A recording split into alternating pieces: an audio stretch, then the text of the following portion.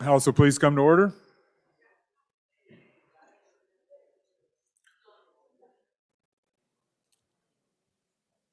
All right, members, we're going to continue with introductory votes.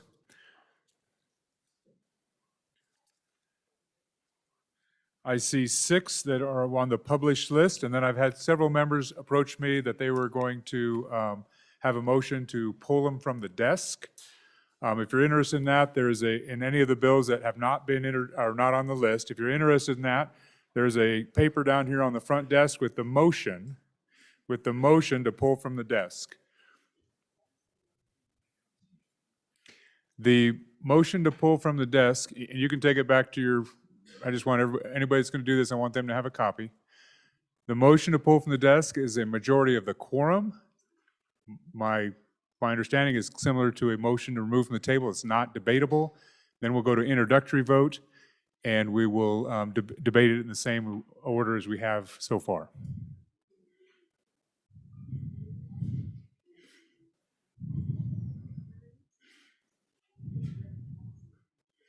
Okay, so if you plan to do this, we're going to continue down the list. If you plan to do this, to help the chief clerk get the roll call system ready, just bring up or let her know as we're going, before we get to the end of this list, let her know which bill you're going to be requesting.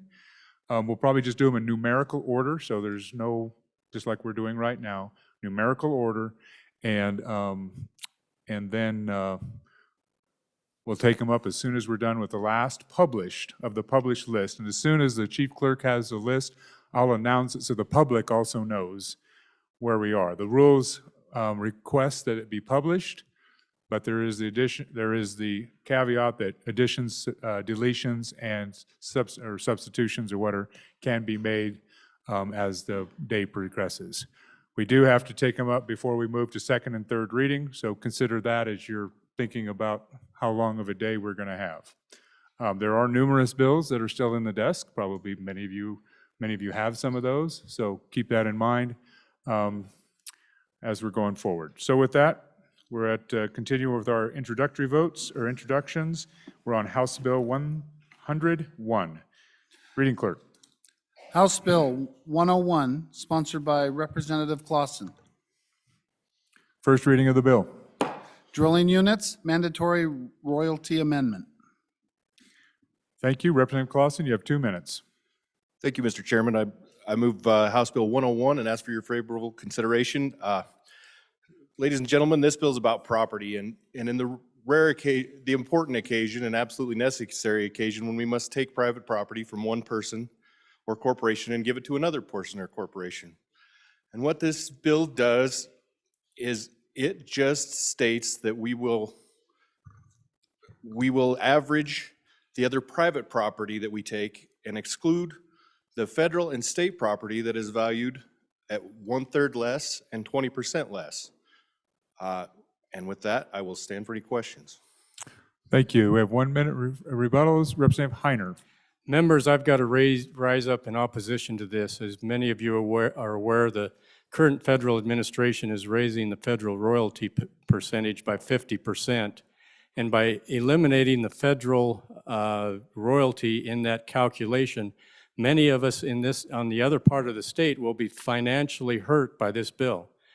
With the new administration's royalty rate, it raises the federal royalty up into the upper quartile of what is normally given for royalties.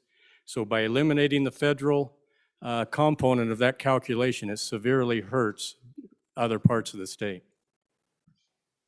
I got 20 seconds left. Please proceed. Thank you, Mr. Speaker. I'd urge a no vote. We looked at this 2 years ago, spent the whole summer on it. Every group possible had input. There was a compromise with it. If we keep coming back and revisiting these laws, it brings uncertainty. We do not need statutory or regulatory uncertainty. Thank you very much, Chairman. Thank you. 30 seconds. Representative Clausen. Thank you, Mr. Chairman. Just a little pushback on harming the other side of the state. If the federal side of the royalty did come up, it would just come to the market average or somewhere in between, so it wouldn't hurt anybody. This simply puts a private property on a value scale with private property. Thank you. Members, we're voting on introduction, House Bill 101, two-thirds introductory vote. Chief Clerk, please call the roll. Andrew. Baker. Banks. Bear. Blackburn. Brown. Burkhart. Burt. Clausen. Connolly. Crago. Duncan. Eklund. Eklund. Air. Members, one of the problems is people are talking on the floor. Flitner. Fortner. Gray. Greer. Hallinan. Haroldson. Harshman. Heiner. Henderson. Jennings. Kenner. Knapp. Larson Lloyd. Larson Dan. LeBeau. McGuire. Nyman. Newsom. Nicholas. Oakley. Obermuller. O'Hearn. Olson. Ottman. Paxton. Provenza. Rodriguez-Williams. Romero Martinez. Roscoe. Schwartz. Sherwood. Simpson. Summers. Stith. Stivar. Sweeney. Walters. Washit. Western. Wharf. Williams. Wilson. Winter. Yin. Zwanitzer. Mr. Speaker. Closing vote. Are there any changes? Closing vote. Vote is closed. 13 aye, 47 no. By your vote, you voted not to introduce House Bill 101. Next bill for our consideration will be 108, but just a note to the body, 112 has been removed by the sponsor. So the next bill will be 142. So I just want to give that individual heads up. So 112 is removed from the order. So the next bill is House Bill 108. House Bill 108, sponsored by Representative Hallinan. First reading of the bill. Funeral service practitioner amendments. Please proceed, Representative Hallinan. Thank you, Mr. Speaker. I move House Bill 108, Funeral Service Practitioner Amendments, and ask for your favorable consideration. House Bill 108 has become urgent because of the COVID pandemic. Over the last 2 years, our funeral service practitioners have seen a huge increase in their needed service, but without any increase in business income. Death rates in Wyoming due to COVID are higher, but the actual funeral services were at a minimum due to the panic and the fear of spreading. Because of that, many practitioners were overworked, but left with lower incomes. Burnout occurred, especially in the older practitioners and in many of our smaller communities. However, because of our very restrictive licensing requirements, new people hesitated to come to Wyoming. The state south of Evanston has more moderate requirements, and we are hoping to emulate those here. The bill strikes a reasonable compromise and will allow experienced practitioners from other states to move to Wyoming and continue this critical service. It is not often that a profession wants to open up for new practitioners. We should support them in this effort to provide a service that we all will need at some point in our life. Thank you, Mr. Speaker. Thank you. Actually, our clock went off, so I'm not sure where that was in the timeline, so my apologies. Anyone want to, anyone response, questions or opposition? Questions or opposition? Questions, opposition? Seeing none, we're voting on introduction. House Bill 108, two-thirds vote. Chief Clerk, please call the roll. Andrew. Baker. Banks. Bear. Blackburn, Brown, Burkhart, Burt, Clausen, Connolly, Crago, Duncan, Eklund, Air, Flitner, Fortner, Gray, Greer, Hallinan, Haroldson, Harshman, Heiner, Henderson, Jennings, Kenner, Knapp, Larson Lloyd, Larson Dan, LeBeau, McGuire, Nyman, Newsom, Nicholas, Oakley, Obermuller, O'Hearn, Olson, Ottman, Paxton, Provenza, Rodriguez Williams, Romero Martinez, Roscoe, Schwartz, Sherwood, Simpson, Summers, Stith, Stivar, Sweeney, Walters, Washit, Western, Wharf, Williams, Wilson, Winter, Yin, Zawanitzer. Mr. Speaker. Closing vote. Are there any changes? Closing vote.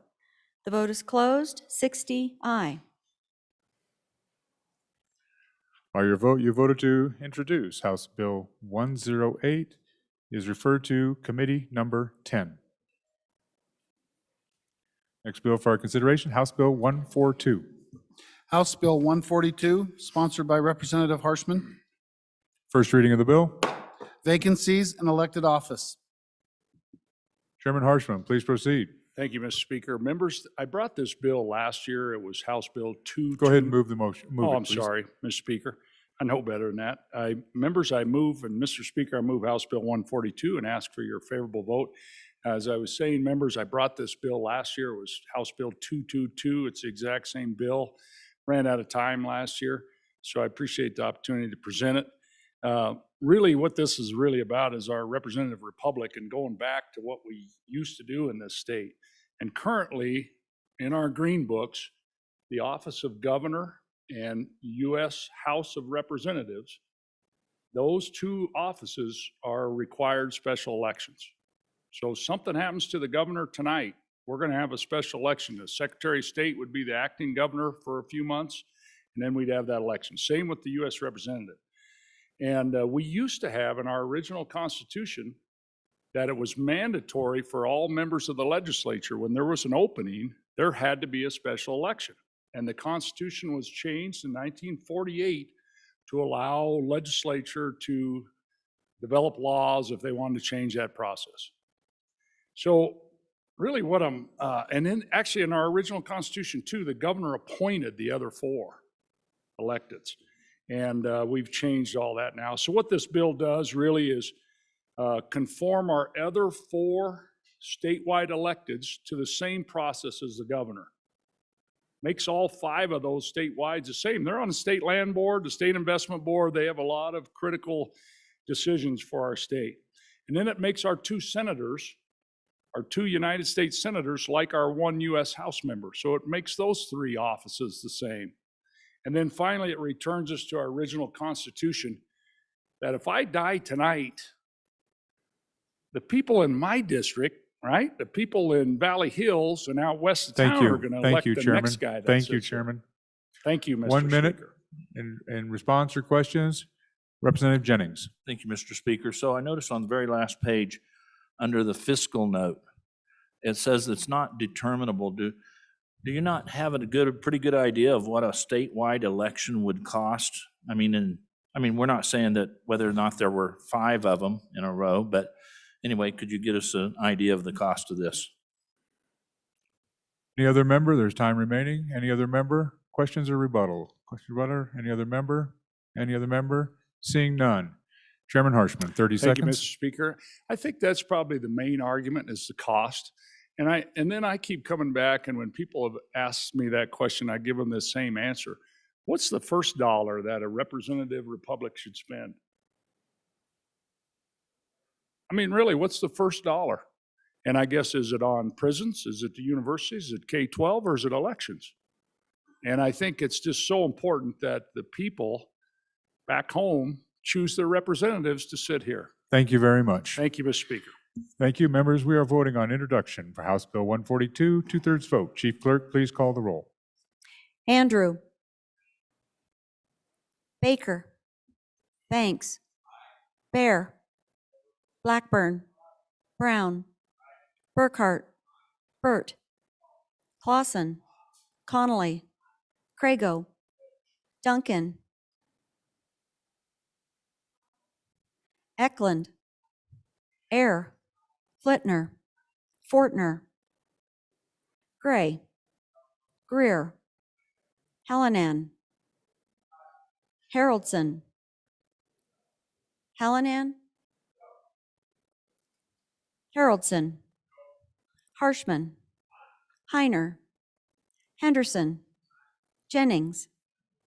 Kenner. Knapp. Larson Lloyd. Larson Dan. LeBeau. McGuire. Nyman. Newsom. Nicholas. Oakley. Obermuller. O'Hearn. Olson. Ottman. Paxton. Provenza. Rodriguez Williams. Romero Martinez. Roscoe. Schwartz. Sherwood. Simpson. Summers. Stith. Stivar. Sweeney. Walters. Washit. Western. Worf. Williams. Wilson. Winter. Yin. Zawanitzer. Mr. Speaker. Closing vote. Are there any changes? Closing vote. The vote is closed. 39 aye, 21 no. By your vote, you voted not to introduce House Bill 142. Next bill for our consideration, House Bill 152. Representative Yin. Or reading clerk, are you going to present the bill, Representative Yin? Okay, reading clerk, please read the bill. House Bill 152, sponsored by Representative Yin. First reading of the bill. Removal of political parties from elections. Representative Yin, you have 2 minutes. Mr. Speaker, I move House Bill 152 and ask for your favorable consideration. So you see this bill, it's got a short title, Removal of Political Parties from Elections. What does that mean? So normally in Wyoming, we have partisan primaries, right? And those determine who make it to the ballot for the general election. What happens in a lot of places, including my own district, is that there's only one choice in the general election, and that's when everyone is allowed to vote in that ballot, right? So what I want to see is the ability for everyone to be able to make the choice of who goes into that seat. I don't want that choice to be made by some subgroup of the population. It should be made by the whole population of the district, all the voters of the district. So this turns primaries into essentially qualifying events. So if you think about the Olympics, right? So we have qualifying events for the Olympics for a set number of spots in the Olympics, and those are the people who actually do the final competition that everyone sees. This makes it so that becomes a qualifying event. Everyone gets to choose in that qualifying event, and then the top two move into the top two spaces, the general election. That essentially means that you could have two people of the same party. You could have two people with no party affiliation. I think that would hopefully be very good for one of our independents. Or you could have two parties of no affiliation. In this way, it becomes the best person wins in the general election, where you have every voter having a say in who gets seated and not just ending up with a ballot with one person on it. I don't like being on a ballot with one person on it. I want to make sure that I really do have the voice of the people, and that happens when a general election happens, when everyone can vote for their representative. And I will leave it at that. Thank you, Mr. Speaker. Thank you. Any questions? Any questions? Rebuttal, questions? Rebuttal, questions, seeing none. Member, we're voting on House Bill 152. Two-thirds vote. Chief Clerk, please call the roll. Andrew. Baker. Banks. Bear. Blackburn. Brown. Burkhart. Burt.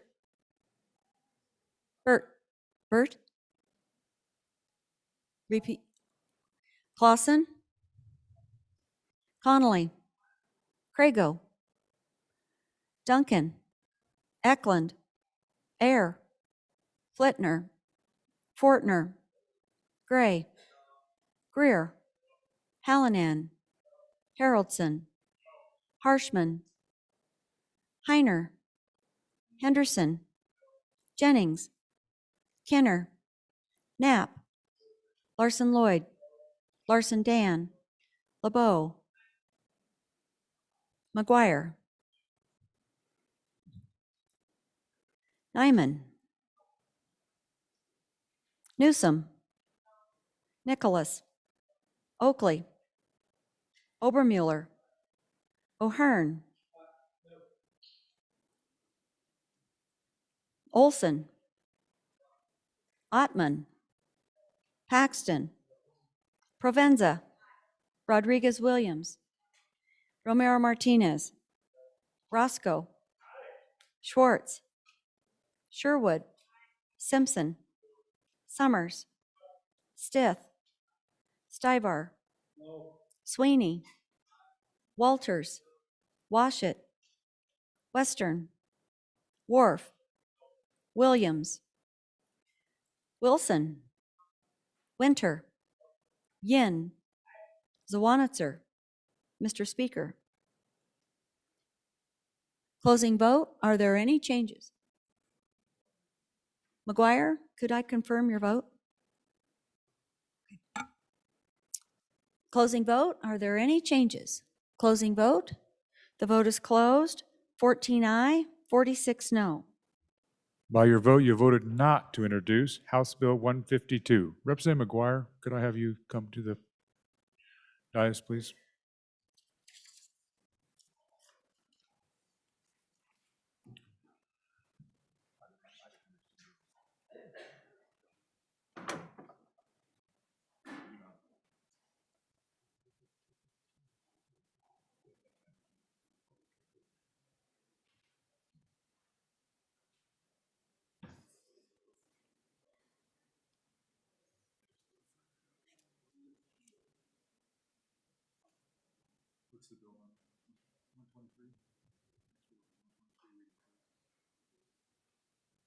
Thank you, members. The next bill for your consideration is House Bill number 123. Reading clerk will read the bill. House Bill 123, sponsored by Representative Barlow. First reading. First reading of the bill. Mine reclamation, disposal of materials.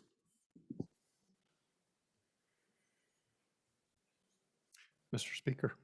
Thank you, Mr. Chairman. Members, I move House Bill 123 and ask for your favorable introductory vote. So members, remember a year ago, we had a bill that allowed us to put windmill parts in mine reclamation, coal mine reclamation. This is actually an extension of that because what we now is have other industries, other folks trying to take materials and dispose them in much more compact ways. I'll give you an example. Car tires. Car tires take a lot of space in our landfills. And landfills actually don't want to deal with tires because they create space in the landfills. So we have companies now, a particular company in my community, this is a constituent bill, that wants to go around the state, grinding tires and then disposing of them in old mines. Now we have some really ideal mines in the state of Wyoming for disposal. They're called bentonite mines because they seal really well. And they're in numerous parts of the state. So this is really an extension of what we did. It helps save space in our actual landfills for our domestic refuse.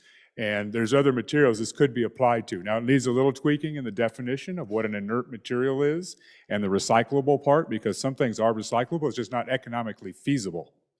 So this is a way to hopefully to free up some space in our landfills, in our municipal landfills, and create some industry of going around the state cleaning up some of these things that we can otherwise deal with. So I'd ask for your favorable consideration. It's simply an extension of what we started with the last bill, and hopefully we'll expand it to some other things with this bill. Thank you, Mr. Chairman. Thank you. Mr. Speaker, anyone in opposition to the bill?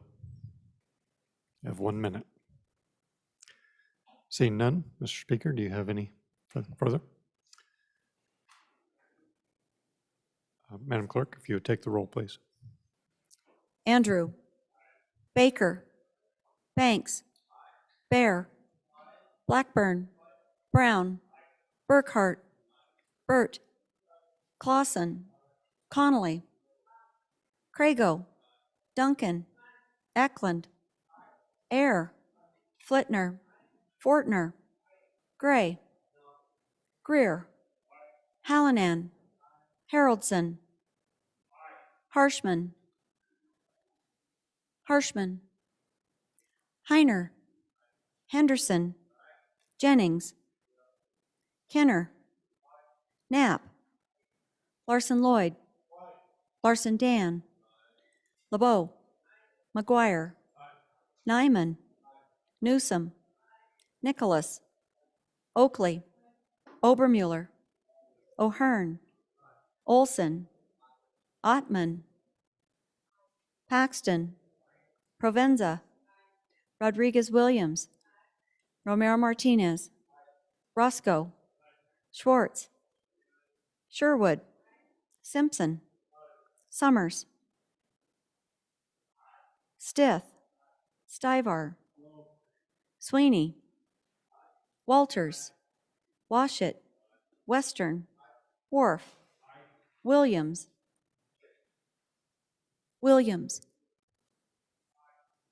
Wilson, Winter, Yin, Zwanitzer, Mr. Speaker, Harshman.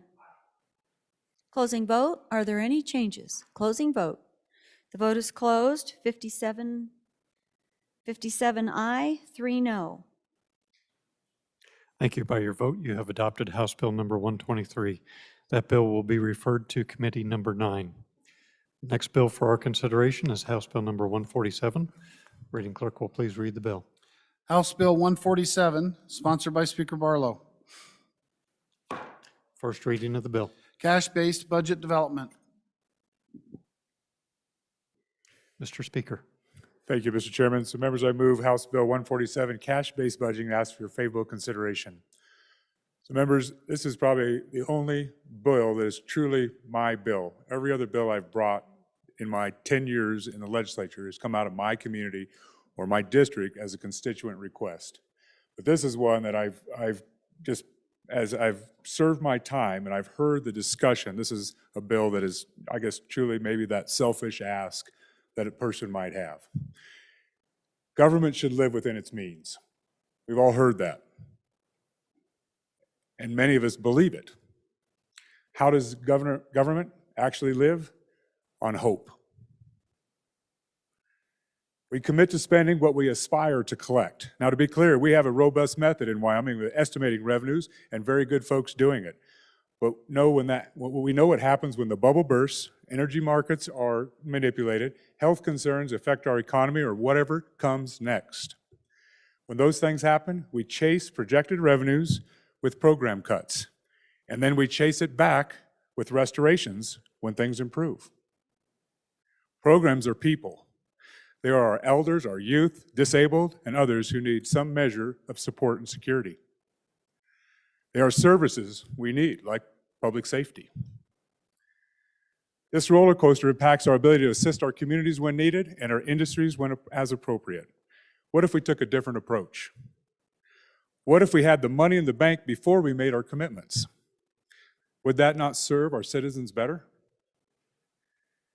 Couldn't we take a step back from forecasting and focus on the work?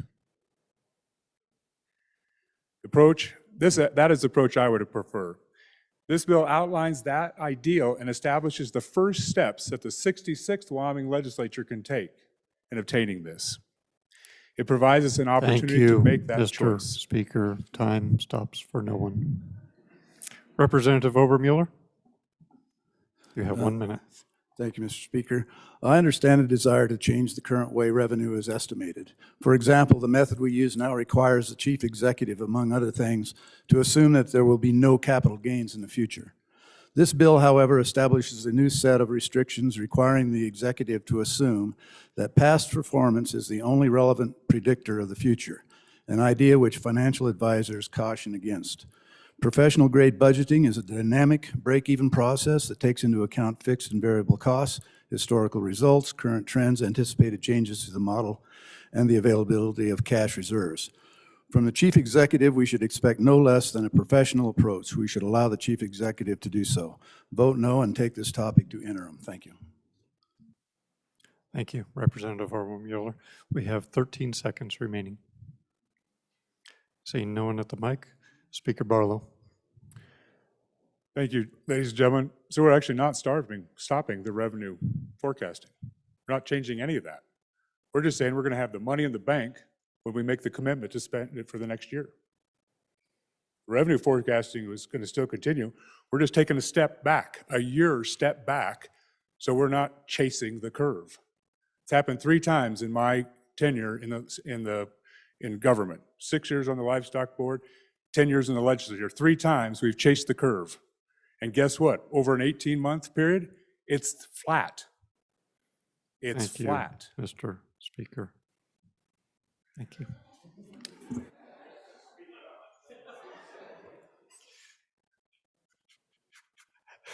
The chief clerk will please call the roll.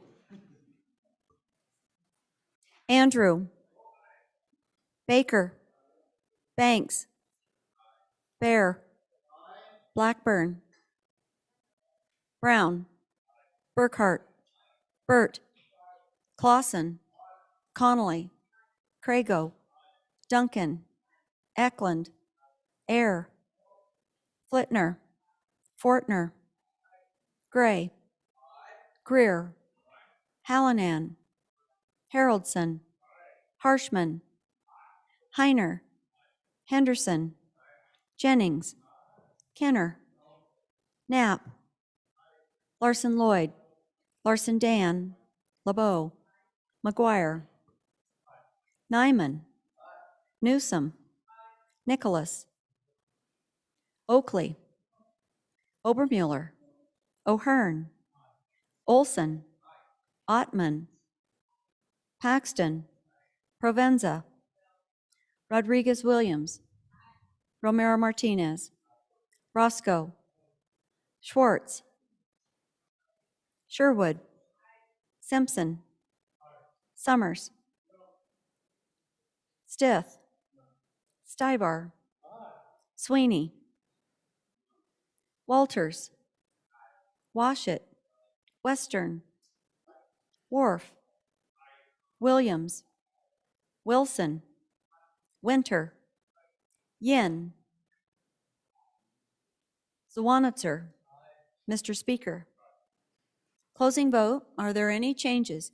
Henderson, aye to no. Larson Lloyd, aye to no.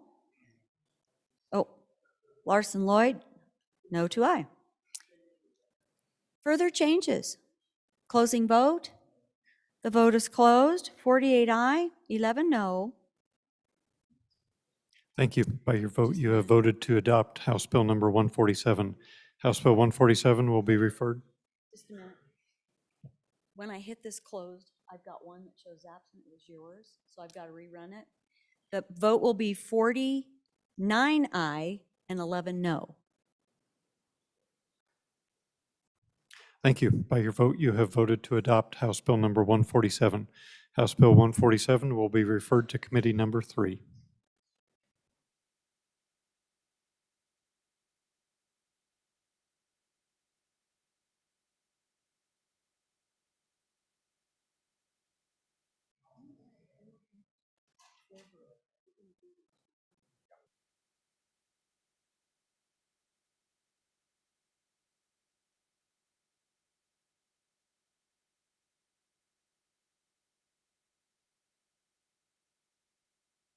All right, members, so 4 bills are, there's going to be a motion on 4 bills to remove from the, from the desk. And that means then they would be eligible for introductory vote. So we'll do them one at a time. They'll be, and I'm going to give you the numbers. House Bill 133, and I don't know what these bills are, so you're going to have to go online to see the names of them. House Bill 133, 138, 151, and House Joint Resolution 4.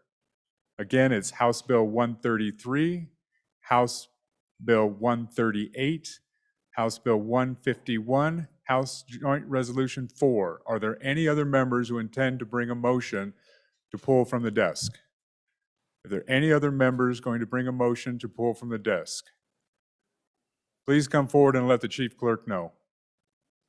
And this might change the order, because as I said, I'm going to put it, we're going to do them in numerical order.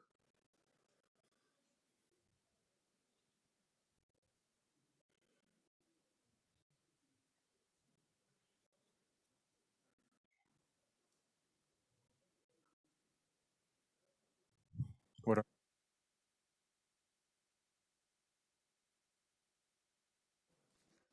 Okay, it's going to take a few minutes for the chief clerk to get the roll call set up. So there's 2 more bills been added. Again, I'm going to ask if anybody's going to take bills, please let us know so we can have the roll call ready. The bill, so now there's a new bill. It'll be 118 will be the first bill. 118 will be the first bill. And then it'll be followed by 133, 138, which I've already announced. The next bill will be 140. 140. And then it'll be 151.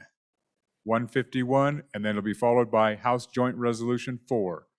So again, members, it's 118, 133, 138, 140, 151, and House Joint Resolution 4.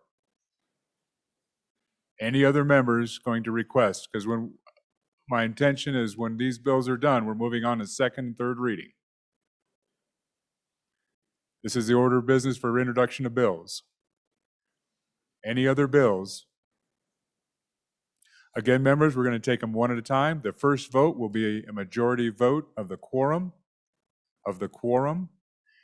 And then we'll take and there's no debate on it. It's just you bring a motion to pull the bill from the desk.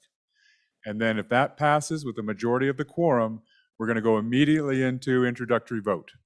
And it'll be the same order as we've done them before. Same order as we've done them before. 2 minutes, 1 minute, 30 seconds. And then we'll go to the next bill. So with 1, 2, 3, 4, 5, 6 bills, we're going to have at least, well, up to 12 votes. Up to 12 votes. If each one of them passes the first vote, then we'll have a secondary vote. Any questions? If you have a question, please go to the mic, because I want to be very clear to all the members and certainly the public as well. So the motion will be to pull from the desk. If you're making this motion, you should have the sheet of the motion in front of you. House bill. And then it says the different rules that it's pertinent to. We'll just stand at ease for just a moment as the chief clerk finishes out setting up the roll call system, and then we'll start.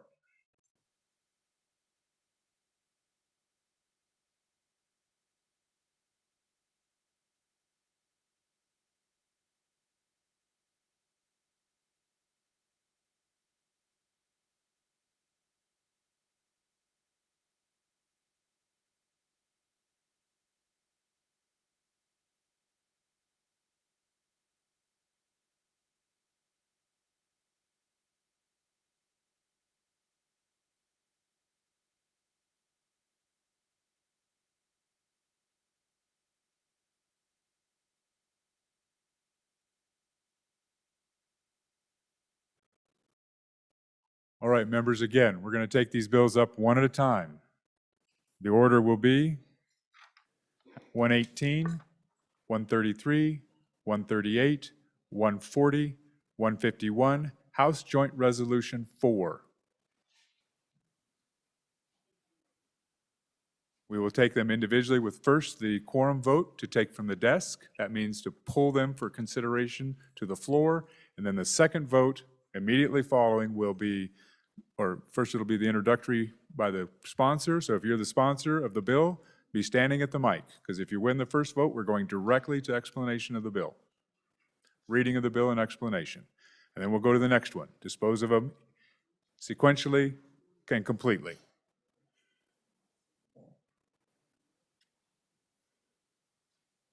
All right, somebody has 118. Whoever has House Bill 118, please proceed to the mic and make your introductory motion.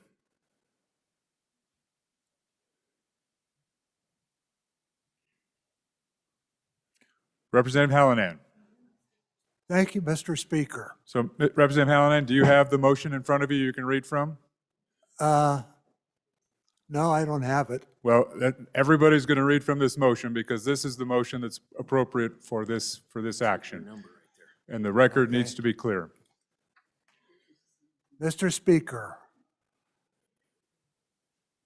I make a motion that we take up House Bill 118 and I've submitted that to the chief clerk, having not taken back from the desk and placed on the order of business of introduction, reading, and reference of bills as provided in House Rule 4-6.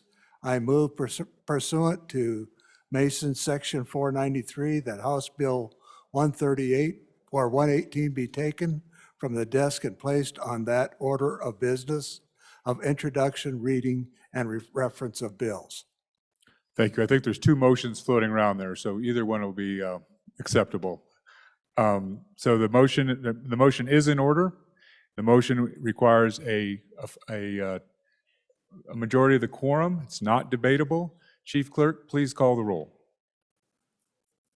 Andrew. Baker. Banks. Bear.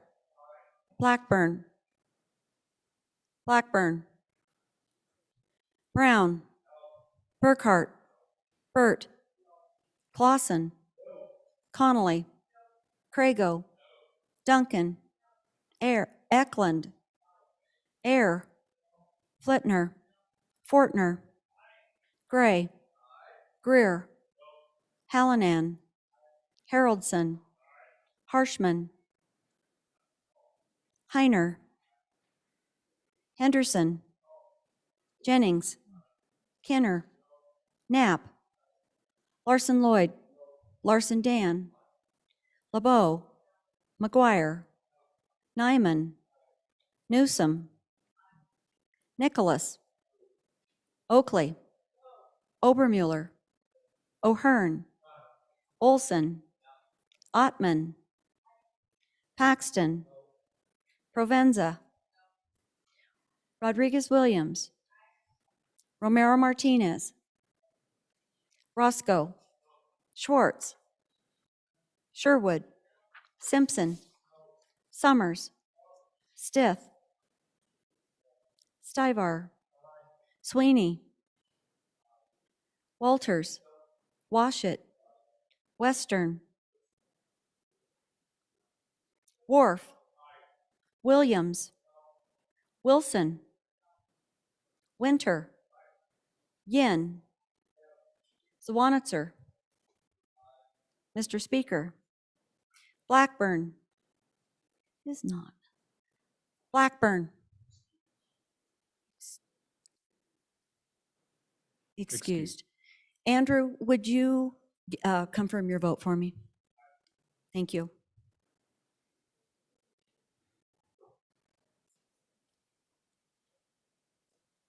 Closing vote. Are there any changes?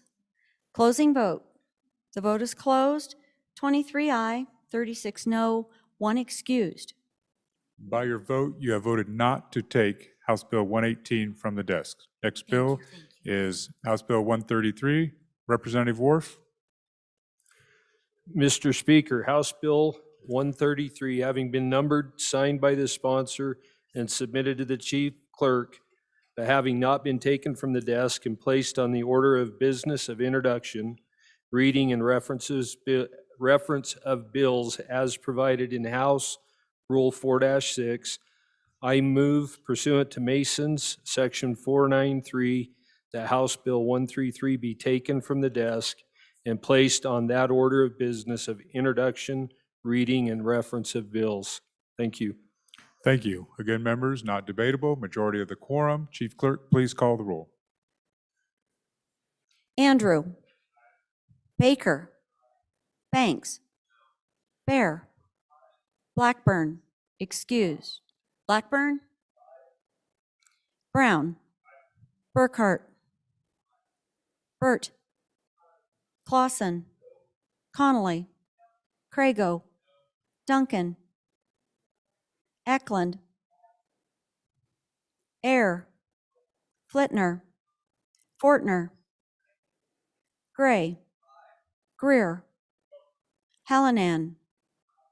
Haroldson, Harshman, Heiner, Henderson, Jennings, Kinner, Knapp, Larson Lloyd, Larson Dan, LeBeau, McGuire, Nyman, Newsom, Nicholas, Oakley, Obermuller, O'Hearn, Olson, Ottman, Paxton, Provenza, Rodriguez Williams, Romero Martinez, Roscoe, Schwartz, Sherwood, Simpson, Summers, Stith, Stivar, Sweeney, Walters, Washit, Western, Wharf, Williams,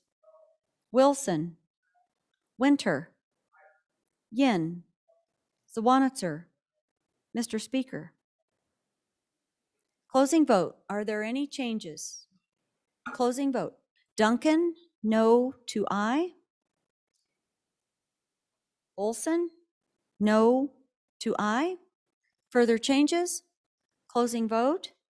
The vote is closed. 32 aye, 28 no. By your vote, you have voted to take the 133 from the desk. Reading clerk, please read the bill.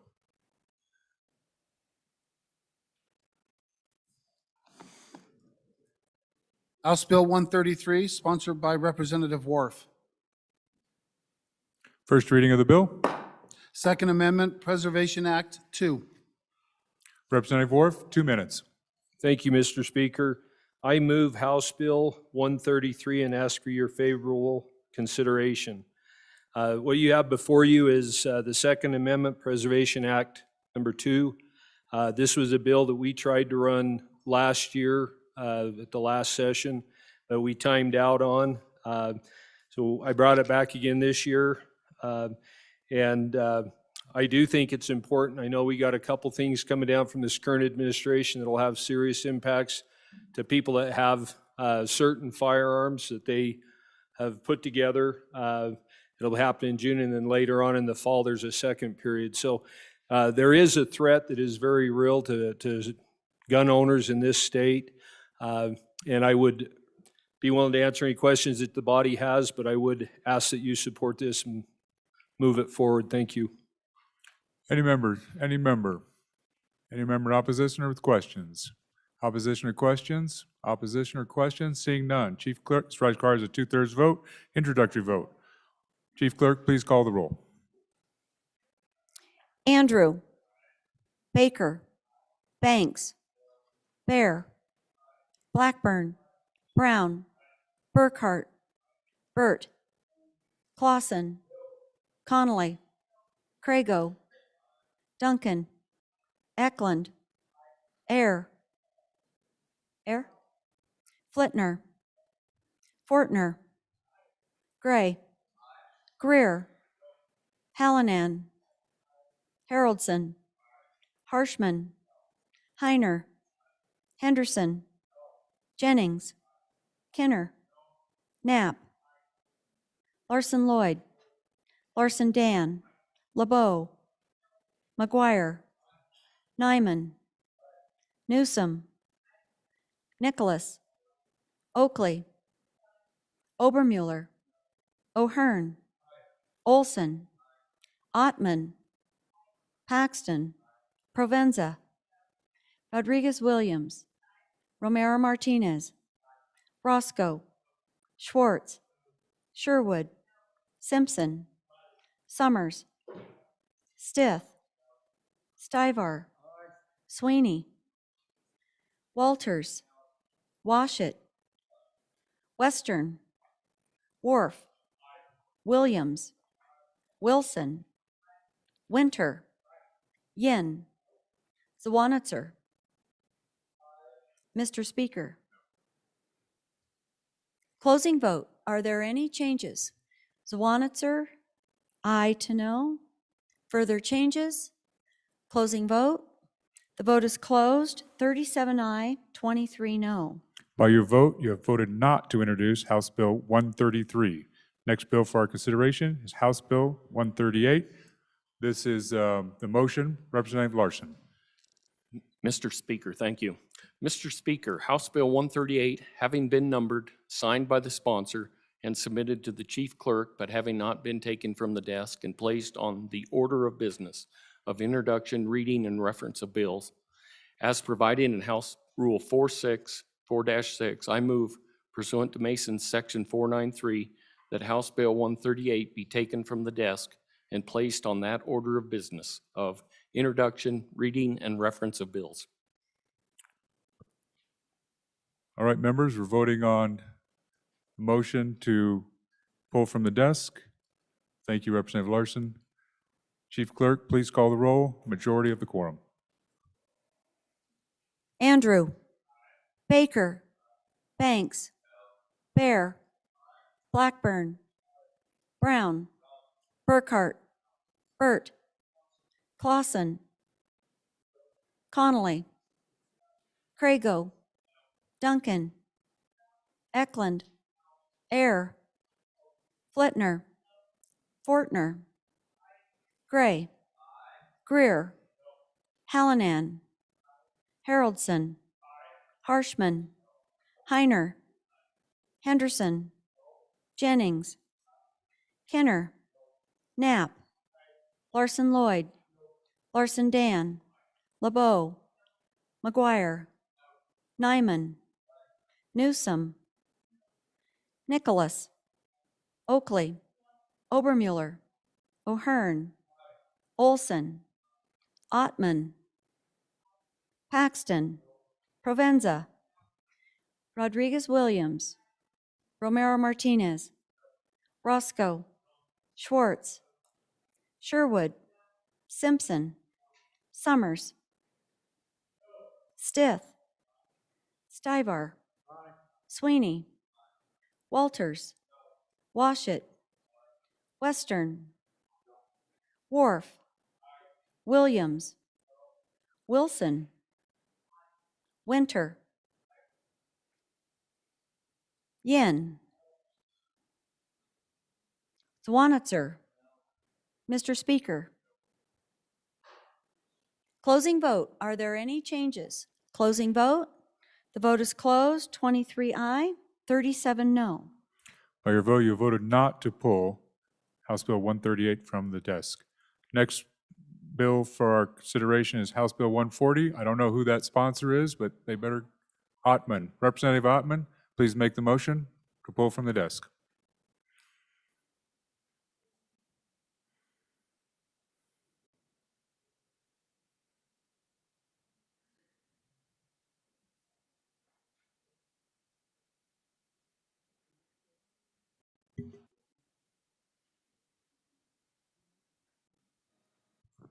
Thank you, Mr. Speaker. I would like to make, Mr. Chairman, House Bill 140, having been numbered, signed by the sponsor, and submitted to the chief clerk pursuant to House Rules 13-1 and 13-2A, but having not been taken from the desk and placed on the order of business of introduction of bills as provided in House Rule 4-6 and 13-1A. I move pursuant to Maxon's Section 493 that House Bill 140 be taken from the desk and placed on that order of business of introduction of bills. Thank you. The motion is not debatable. A majority of the quorum. Chief Clerk, please call the roll. Andrew. Baker. Banks. Bear. Blackburn. Brown. Burkhart. Burt. Clausen. Connolly. Crago. Duncan. Eklund. Ayer. Flitner. Fortner. Gray. Greer. Hallinan. Haroldson. Harshman. Heiner. Henderson. Jennings. Kenner. Knapp. Larson Lloyd. Larson Dan. LeBeau. McGuire. Nyman. Newsom. Nicholas. Oakley. Obermuller. O'Hearn. Olson. Ottman. Paxton. Provenza. Rodriguez Williams. Romero Martinez. Romero Martinez. Roscoe.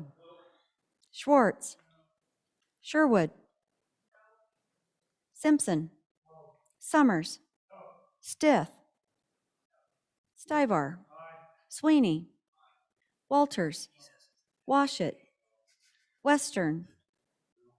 Wharf. Williams. Wilson. Winter. Yin. Zawanitzer. Mr. Speaker. Romero Martinez.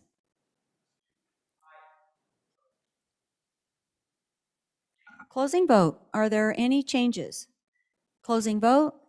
The vote is closed. 23 aye, 37 no. By your vote, you voted not to pull House Bill 140 from the desk.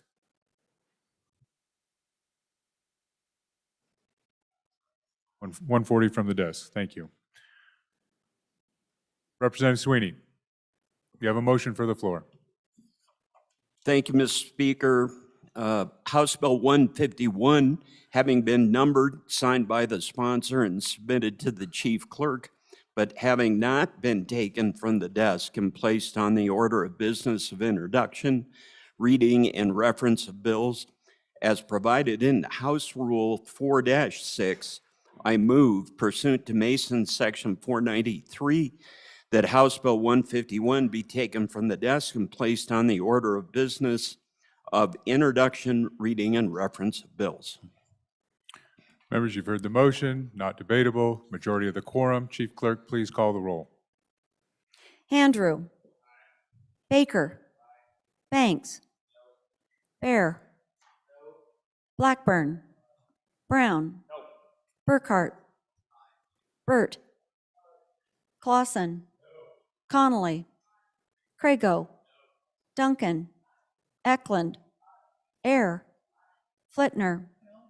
Fortner. Gray. Greer. Hallinan. Haroldson. Harshman. Heiner. Henderson. Jennings. Kenner. Knapp. Larson Lloyd. Larson Dan. LeBeau. McGuire. Nyman. Newsom. Nicholas. Oakley. Obermuller. O'Hearn. Olson. Ottman. Paxton. Provenza. Rodriguez Williams. Romero Martinez. Roscoe. Schwartz. Sherwood. Simpson. Summers. Stith. Stivar. Sweeney. Walters. Washit. Western. Wharf. Williams. Wilson. Winter. Yin. Zawanitzer. Mr. Speaker. Closing vote. Are there any changes? Burt, aye to no. Brown, no to aye. Provenza, aye to no. Knapp, aye to no. Fortner, no to aye. No to aye. Further changes? Henderson, aye to no. Further changes? Closing vote. Vote is closed. 30 aye, 30 no. Having failed to receive a majority, House Bill is not pulled from the desk. Chairman Harshman. Mr. Speaker, I believe the next bill is HJ4. I'd like to remove that from the list. Thank you. House Joint Resolution is removed from the list. Just to clarify for the members, 118, 130, 138, 140, 151 were voted on for removing from the desk, and those were not approved. 133 was voted to be removed from the desk, but did not make introductory vote and is therefore indefinitely postponed. Further motions on introduction. Any other business in introduction and reference of bills for the 66th Wyoming budget session? Any other business for introduction of bills? Seeing none, we're moving on to that order of business of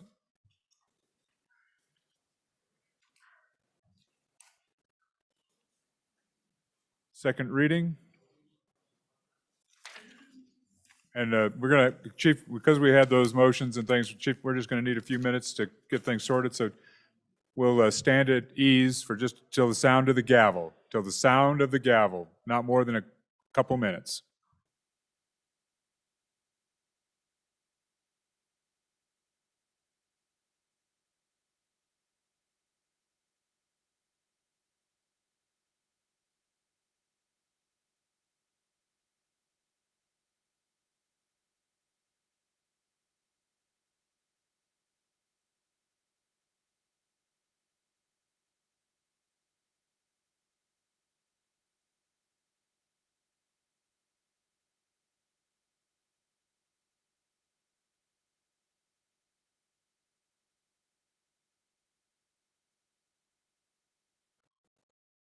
So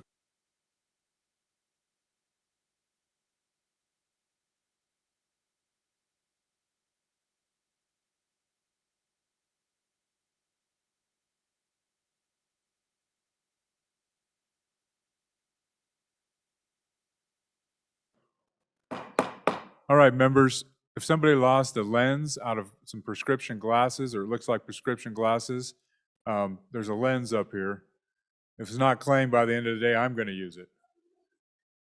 A monocle.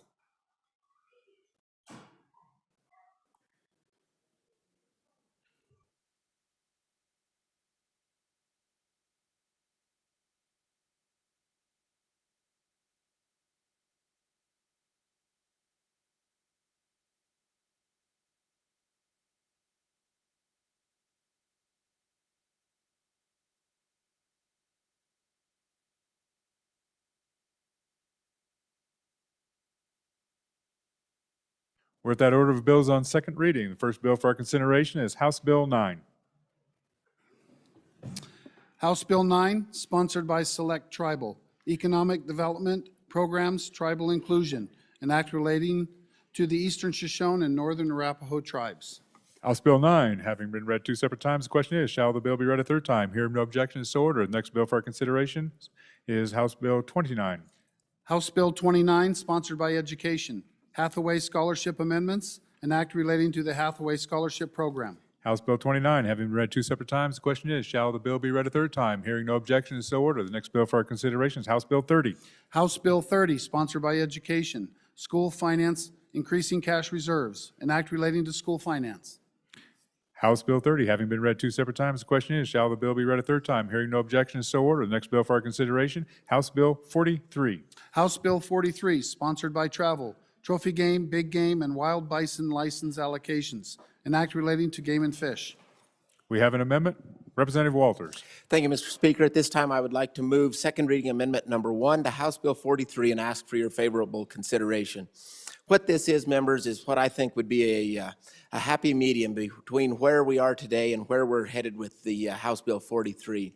And so in House Bill 43, it would make hunting of moose and bighorn sheep a once-in-a-lifetime opportunity. And what this says is, in the event that you're unsuccessful in that hunt, you would have the ability to go back and apply for just those two, and only after waiting the 5 years. Currently, the way it works is if you apply successful or unsuccessful, draw the license, and then if you're successful or unsuccessful in your hunt, after 5 years, you're able to apply for that license again. And so it would follow that same track only in the event you're unsuccessful. And so why would you want to do this? Well, the division that manages our wildlife and our fisheries, they allow for exemptions. If you can have a medical exemption, you have a heart attack, break your leg prior to the season. But as soon as the season starts, those exemptions are not granted any longer. But more importantly, there are catastrophic weather events that move wildlife around significantly. And so just a couple years ago, we had a large fire over here in the southern part of the state, and it moved that wildlife in those areas significantly. And it started to move, while the fire started in some areas, some hunt areas prior to the season beginning, it moved into other hunt areas after the season had begun. And it moves that wildlife, and depending on the part of the state, it can move that wildlife into a lot of areas that contain significant amounts of private property. And so then you get into a situation where you are unable as a hunter to go out and hunt. Secondly, as we move these licenses to a once-in-a-lifetime situation, we are going to begin to open up, unintentionally, I believe, we will be opening more opportunities for non-resident hunters, because there's only 575,000 people here in the state of Wyoming. And every time you draw it, and that's the last time you can ever apply for that license, then our population dwindles, whereas the population nationwide and worldwide continues to grow and will continue to have the opportunity to apply for these licenses. So this will allow a resident hunter the opportunity to continue to apply for these licenses only in the event that they're unsuccessful in the pursuit of their animal. As I said, I think this is a good, happy medium between where we are today and where this House Bill 43 is taking us. I know the task force did great work on this issue, on this bill, but I think this is something that may not have been brought up at the time, and I think we're, like I said, looking for a good balance here, and this is hopefully striking that balance. All right, recall members, we're on second reading debate rules. So Chairman Flitner, first time. Mr. Speaker, thank you. I would urge a no vote with all due respect for the good bringer of the amendment. This exact concept was discussed at length in the task force and at all of our breakout meetings across the state. License purchase is never a guarantee of harvest. We're trying to solve a scarcity of resource plus an increased demand. Once in a lifetime improves drawing odds for resident hunters. Many hunters have never drawn for one of these license tags. The big five should be that bucket list, once in a lifetime experience. I'd urge your no vote. Representative Western, first time. Thank you, Mr. Speaker. I certainly appreciate the points made, but I rise in support, and this is why.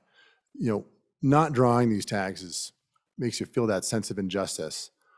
What really makes you feel ripped off is if day 2 of the season you break your ankle, or that there's a fire going on, or something like that. And so this just offers an opportunity for, you know, your blue collar citizens, so that they can get a mulligan on this and make sure that they have that opportunity that they've been looking forward to for decades on end. So thank you. Any other member, first time? First time. I see someone going to the mic. They're taking the long road. Nope, there's a short road. Representative Wharf. Mr. Speaker, I too rise in opposition to this. It creates a whole different dynamic, and it really isn't. There are provisions in there. If you get injured and you weren't able to go on your hunt, you can get your tags reissued. But this is not the same thing. When you go hunt, you don't fill your license. That's just the way hunting is. So I do appreciate the bringer of the amendment, but I do think I would speak against it and urge your no vote. Thank you. Thank you. First time. Representative Burkhart, and then Representative Newsom. Chairman Burkhart. Thank you, Mr. Chairman. On and for the amendment, I'll just be blunt about it. I was one of those people who drew a sheep license in an area that you could not get into the entire area due to a fire. Everyone was restricted out of that. By the time you could get in there, the sheep had all moved out. And pretty much regardless of what the legislation says, a sheep tag is a once-in-a-lifetime tag. And just blunt, age, points, everything else, I'll never draw another one. And there was nothing the agency said they could do for me. It was just, you're out of luck. So on and for the amendment. Thank you. Representative Newsom, first time. Thank you, Mr. Chairman. On and against this, I too am sympathetic to those that don't get their animal as they hunt. But I wonder, as we have talked, if we could bring an amendment next time that enumerates if you break your leg or if you can't get into your hunt area or some other thing based on conditions that make it impossible for you to hunt, as the former speaker enumerated. So I'm wondering, this particular thing of I just didn't get my animal is different than extenuating circumstances. So I would urge a no vote on this particular amendment. Thank you. Thank you. Representative Heiner, first time. Thank you, Mr. Speaker. On first blush, I like this amendment because it is a compromise position, but how do we verify that someone has not been successful or not? That's a question for the good bringer. Is it just going to be someone says I didn't bring it? I'm a trusting person by nature, but do we just trust people to say I wasn't successful, I need another shot at it? Thank you. Thank you. Any other members for their first time on second reading, amendment number 1, House Bill 43? First time, second time. Chairman Flitner. Mr. Speaker, thank you. Again, license purchase is never a guarantee of harvest, and I'd urge your no vote. Any other members, second time? To the sponsor, Representative Walters. Thank you, Mr. Speaker. Again, I would encourage an aye vote on this. I think this is a good compromise. Think about the 14-year-old hunter, first time in the field, school and classwork gets in their way once in a lifetime. They're going to live to be 85 years old and never have an opportunity to go after one of these animals again because they chose to stay in school. That's maybe a little extreme, but there's all these other extenuating circumstances, yes, but I think it's just the reality. When we're saying it's a once-in-a-lifetime situation, and I recognize that it's an opportunity, it's not a guarantee of success, but when unsuccessful, the opportunity to try again, it's get on that horse and try again. So it allows for that. And to the question about verifying success, the agency that manages this, at least on the bighorn sheep, they already require you to show your physical animal to their office. It receives a band and a plug and some other things. It's documented. So it's more than just a trust me, it's an actual documentation by that agency. And to do this for moose, I think would be just as simple to do. It's any office throughout the state. And so it is quite a simple process, but it is absolutely verified by that agency that is regulating these animals. So again, as I started out saying, this is a good compromise and a good middle position between where we are today and where House Bill 43 is taking us in the future. It still allows for opportunity, and I think it's good for the people of Wyoming. So again, please support second reading amendment number 1 to House Bill 43. Thank you. Thank you, Representative. Members are voting on second reading, amendment number 1, House Bill 43. All those in favor, please say aye. Aye. Those opposed, no. Amendment has not been adopted. House Bill 43 having been read 2 separate times. The question is, shall the bill read a third time? Hearing no objection is so ordered. Next bill for our consideration, House Bill 45. House Bill 45, sponsored by Minerals, Mine Reclamation Bonding, Voluntary Assigned Trusts, an act relating to environmental quality. House Bill 45 having been read 2 separate times. The question is, shall the bill be read a third time? Hearing no objection is so ordered. Next bill for our consideration, House Bill 46. House Bill 46, sponsored by Minerals, Partnership Challenge Loan Program Amendments, an act relating to the Wyoming Economic Development Act. House Bill 46 have been read 2 separate times. The question is, shall the bill be read a third time? Hearing no objection is so ordered. Next bill for our consideration, House Bill 79. House Bill 79, sponsored by Appropriations, Employment Support Fund Amendments, an act relating to unemployment compensation. House Bill 79 having been read 2 separate times. The question is, shall the bill be read a third time? Hearing no objection is so ordered. Next bill for our consideration, House Bill 80. House Bill 80, sponsored by Corporations, Campaign Reports Amendments, an act relating to campaign reports. House Bill 80 has an amendment. Representative Larson, Dan. Mr. Speaker, thank you. I move second reading amendment number 1 to House Bill 80 and ask for your favorable consideration. When I read through the bill, or the bill that we have for us, I thought the $500 per day was rather excessive. That does affect us as individual candidates, as to our candidate campaign committee, organizations, and political party or political action committees. With my amendment, an in-state person would be charged the $500 total. And with Amendment Part B, an out-of-state non-resident would be charged $100 per day, a total of $1,000. Thank you. Thank you. Anyone for their first time? Chairman Zwanitzer.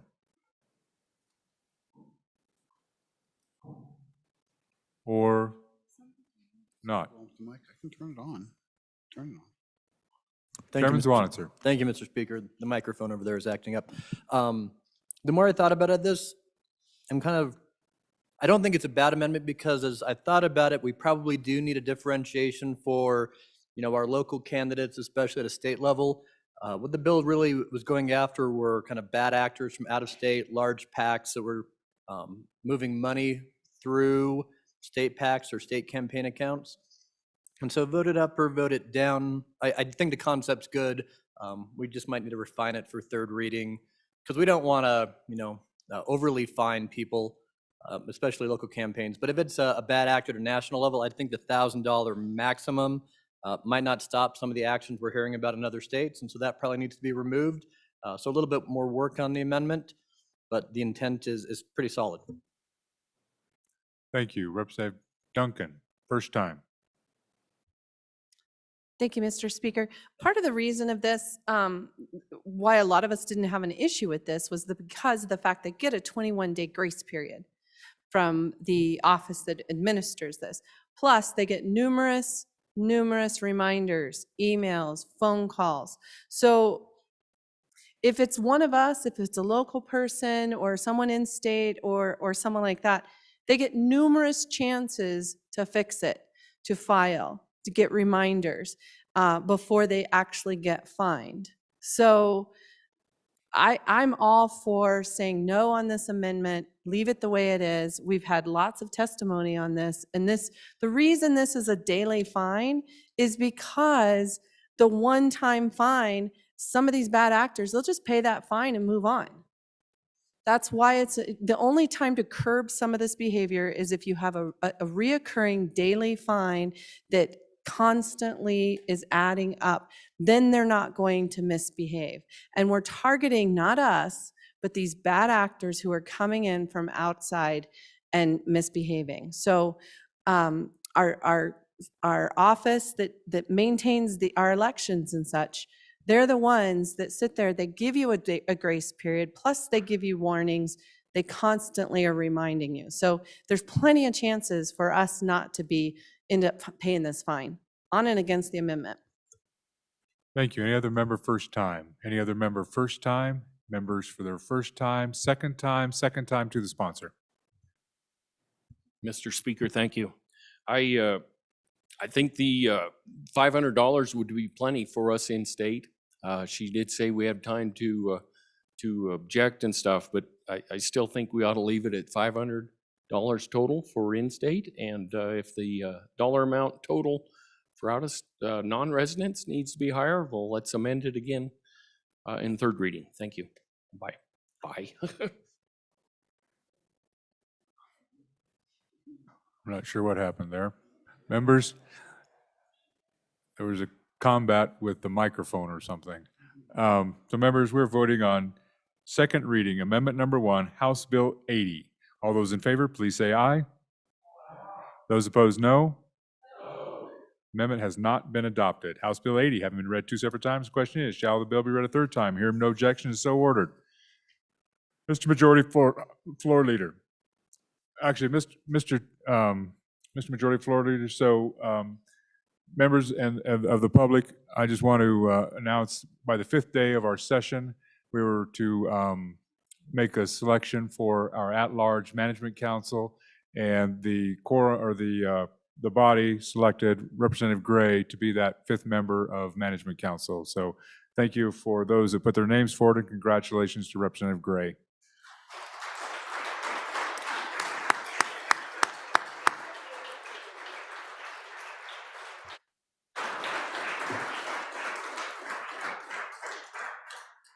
All right. Mr. Majority Floor Leader. Mr. Speaker, I move the third reading consent list consisting of the following bills: House Bill 4, House Bill 33, House Bill 39, and House Bill 70. Would any member like any of the bills on consent removed? Any member like any of the bills on consent removed? Again, any member would like a bill removed from the consent? Reading clerk, please read the bills on consent. House Bill 4, sponsored by Agriculture. Water permits, livestock on federal land. An act relating to water, being enacted by the legislature of the state of Wyoming. House Bill 33, sponsored by Labor. Community Health Services, continued redesign efforts. An act relating to public health and safety, being enacted by the legislature of the state of Wyoming. House Bill 39, sponsored by Judiciary. Pre-application determinations for licensing.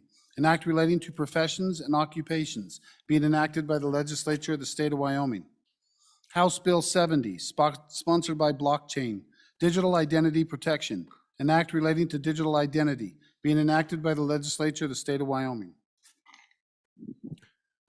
You've heard, having been read 3 separate times, the question is, shall these bills pass the House? Chief Clerk, please call the roll. Roll call on the consent list. Andrew. Baker. Banks. Bear. Blackburn. Brown. Burkhart. Burt. Clausen. Connolly.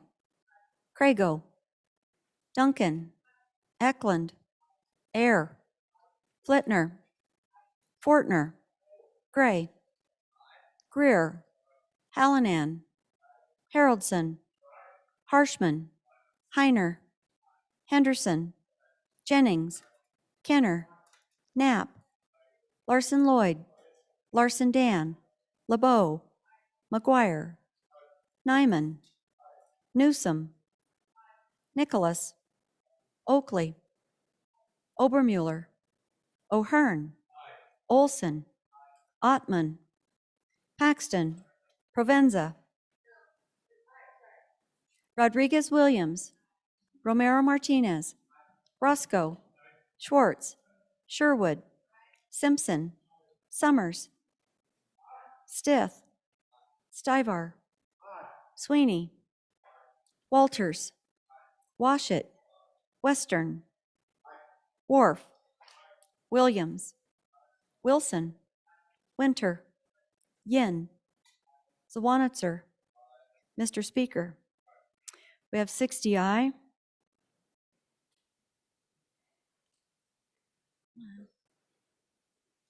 And as for House Bill 4, are there any changes? Are there any changes? Closing vote. The vote is closed. 60 aye. As for House Bill 33, are there any changes? Gray, aye to no. Further changes? Closing vote. Vote is closed. 59 aye, 1 no.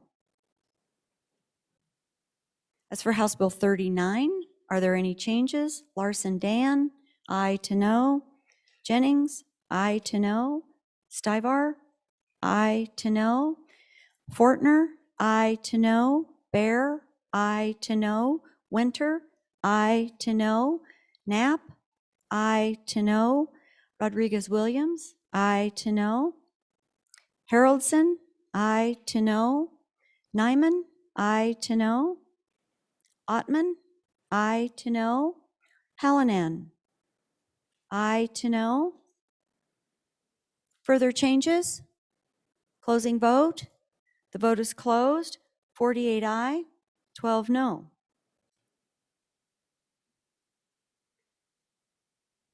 And as for House Bill 70, are there any changes?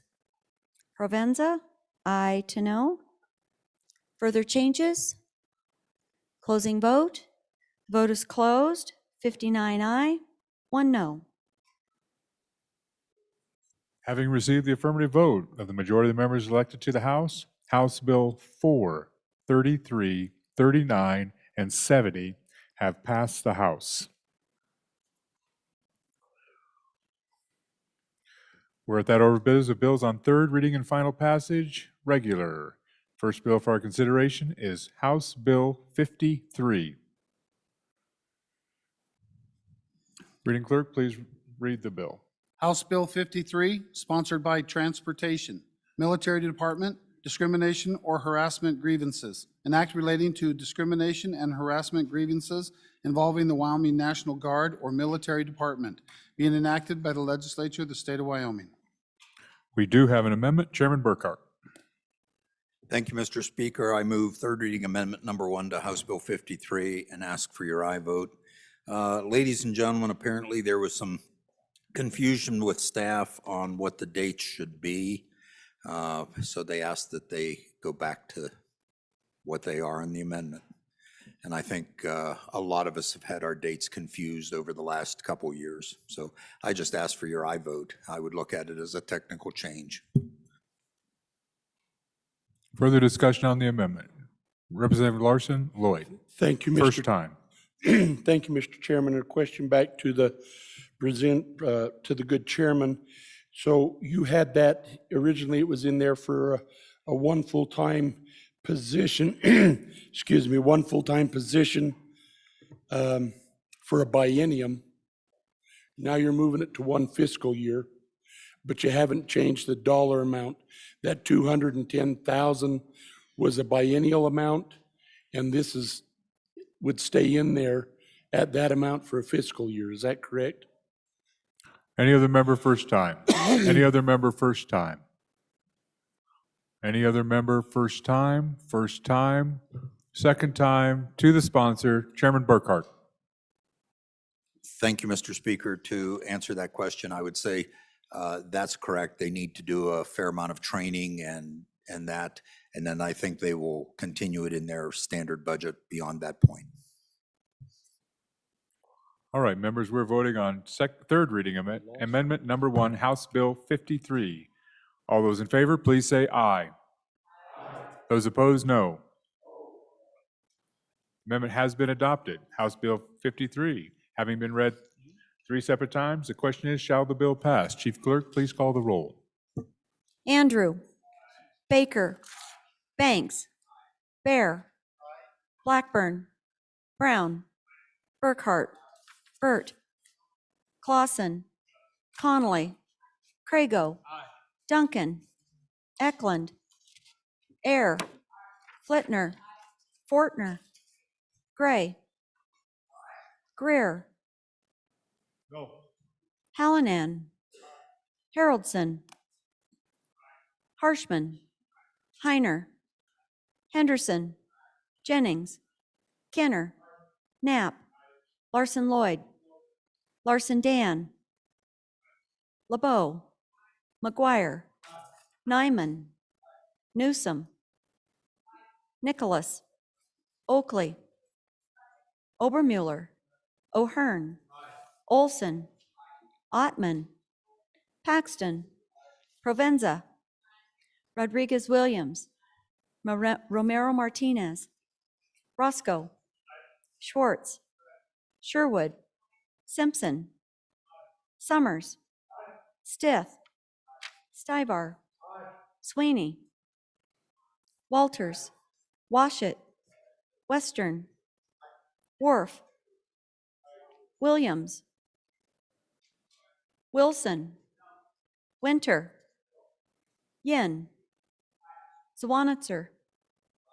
Mr. Speaker. Closing vote. Are there any changes? Closing vote. The vote is closed. 55 aye, 5 no. House Bill 53, having received the affirmative vote of the majority of the members elected to the House, House Bill 53 has passed the House. Next bill for our consideration is House Bill 100. We're just going to pause for just a minute. Mr. Swank is coming in to assist with the maps as amendments come up. So we'll just stand at ease till the sound of the gavel.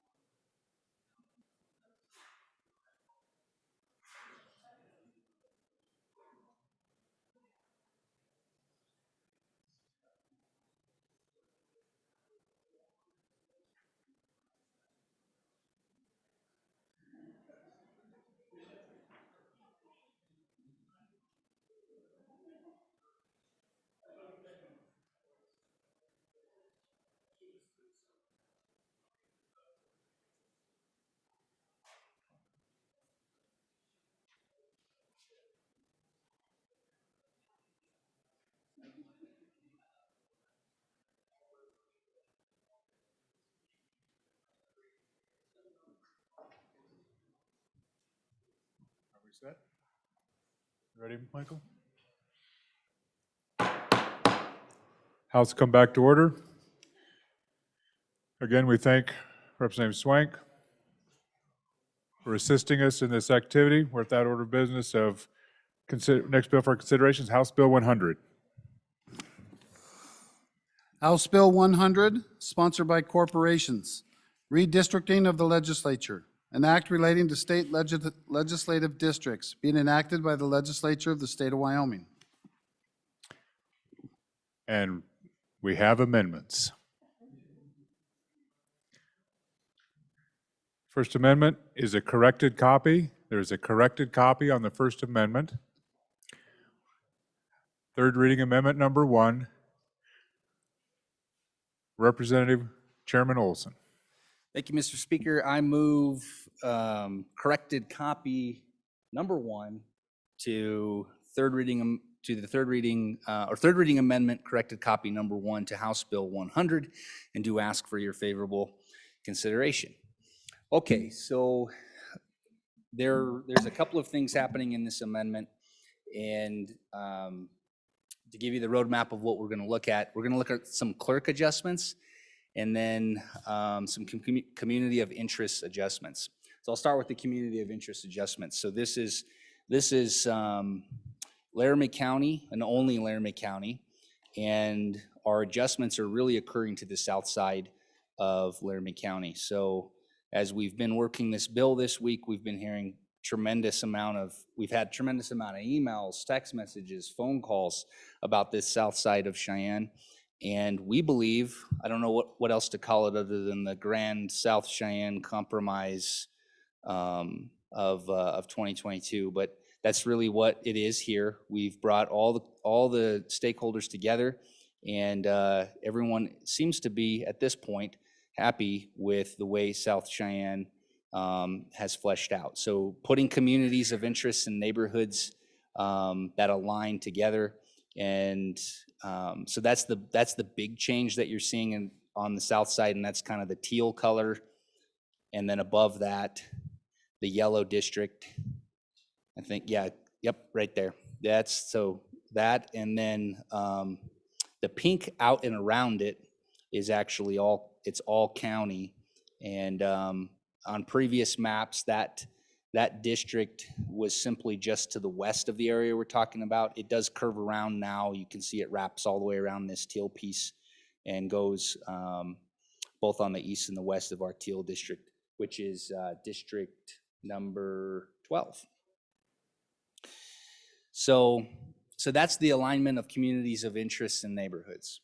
Now let's talk about the clerk. Oh, and the 42. Actually, let me just cover House District 42 is the pink out and around. And I don't know if people see these colors different than me, so maybe I should just stick with numbers. But 42 simply is an adjustment to bring it back into deviation. That's it.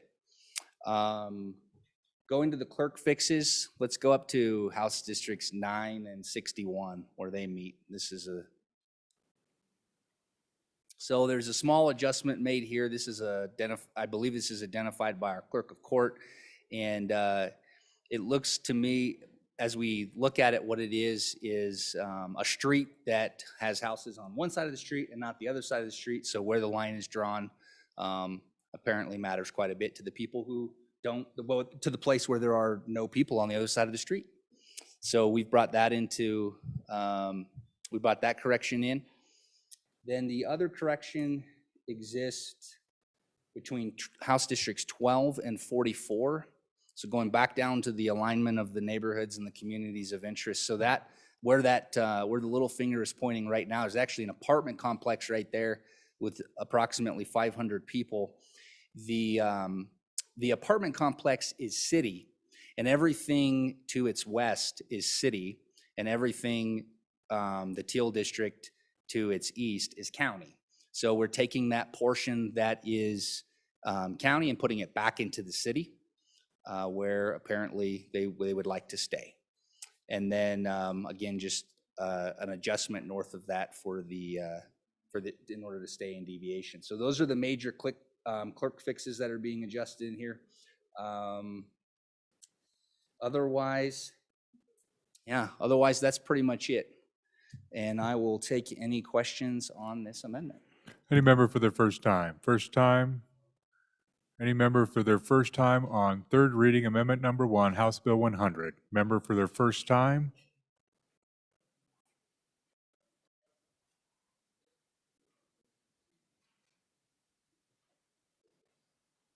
Please proceed, Representative Blackburn. Just hold on a minute, Representative Blackburn. Let us turn it on from up here. Please, would you turn that mic on? Should be on now. Don't touch anything.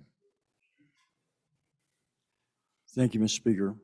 So I guess my question is, when I'm looking at that map, then House District 42 wraps completely around the blue part on that map. Is that correct?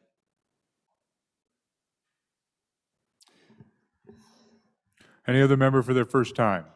Any other member for their first time?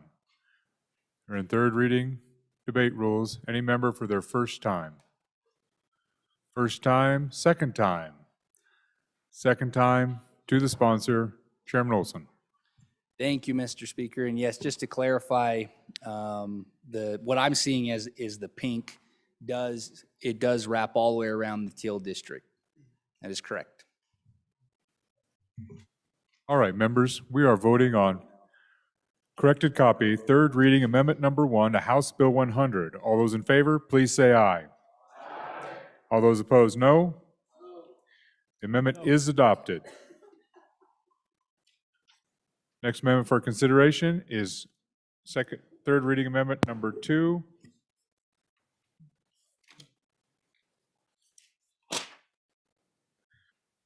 Majority Floor Leader Summers. Mr. Speaker, thank you. I would move third reading amendment number 2 to House Bill 100.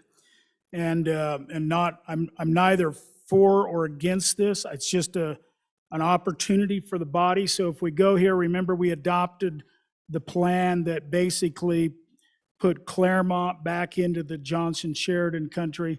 In doing so, we raised those deviations up over 5% on those remaining Sheridan-Johnson districts. And so what this amendment does is it would put the whole plan back within deviation. It's completely up to the body whether you want to be in deviation or not. You know the arguments by now being out, and you know them being in. So here it is. Have at it. Thank you. First time, Representative Crago. Thank you, Mr. Speaker. Really, it's a complicated issue, but it's a simple discussion. We're really here talking about fairness. And when we're talking about fairness, we need to remind ourselves, Wyoming's a rural state with a lot of diverse areas based on geography. And those diverse areas based on geography create complications for us. A lot of the precedent we talk about when we start talking about deviation, a lot of the case law comes from places where we have big cities and populations that are very close together. And so they don't have a lot of the issues that we have to deal with in Wyoming. And when we talked about this a couple days ago, that's really that's really the focus. We're talking about a group of roughly 378 people that are going to be shifting to a new district. We're hoping to keep them in the district where they are now. That was the purpose of our amendment a couple days ago.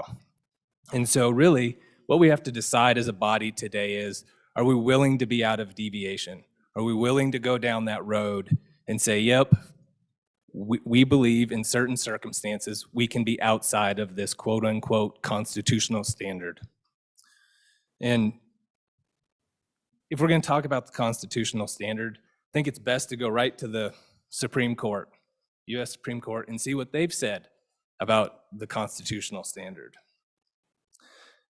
And they've said an unrealistic overemphasis on raw population figures, a mere nose count in the districts, may submerge these other considerations and itself furnish a ready tool for ignoring factors that in a day-to-day operation are important to an acceptable representation and apportionment arrangement. They said that in a case regarding Wyoming in 1981. Case is Brown v. Thompson.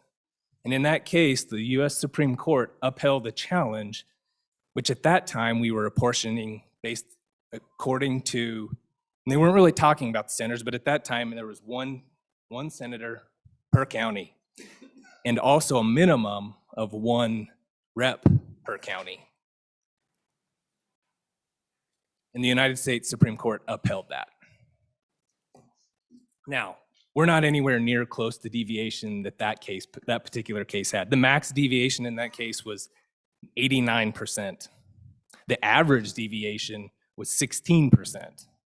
What we're talking about today is an average deviation of somewhere 4 to 5, probably less actually, and a max deviation of roughly 10.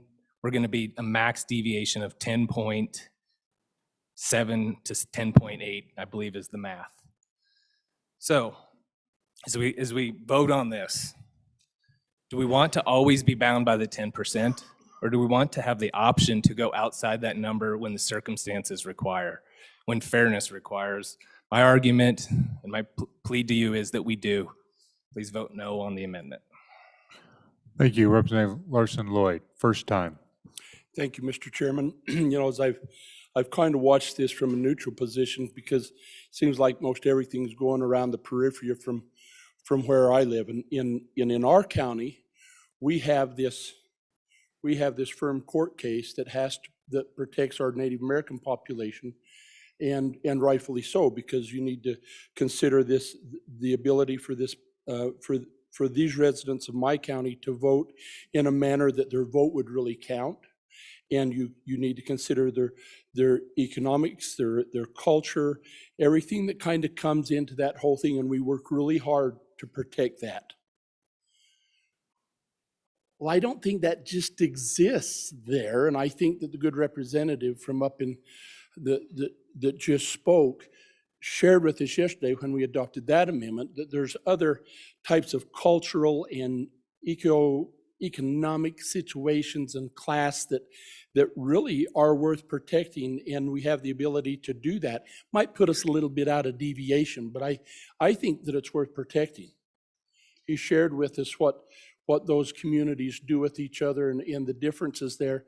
And so I'd encourage you to defeat this amendment too, because I think that those are things that are worth protecting on this. Any other member for the first That time? makes sense. First time. Madam Minority Floor Leader. And then it'll be Representative Jennings. Madam Minority Floor Leader. Thank you, Mr. Speaker. Friends, yesterday I voted for the previous amendment, the one that this one overturns. I was convinced by the arguments that were made, and I was also convinced by the arguments that if there was going to be a complaint, it would need to be by somebody within those districts, because it was a map that had several districts with underrepresentation for the individuals that live in those communities. I was persuaded, but we had a night to think about it and a night to think honestly about the process. And a couple of hours ago, we got together informally to talk about that process. And for me, thinking about that entire process, going from one chamber to another and back again, and to continue to have those conversations, to me, it makes sense that we send from our body a map that's in compliance.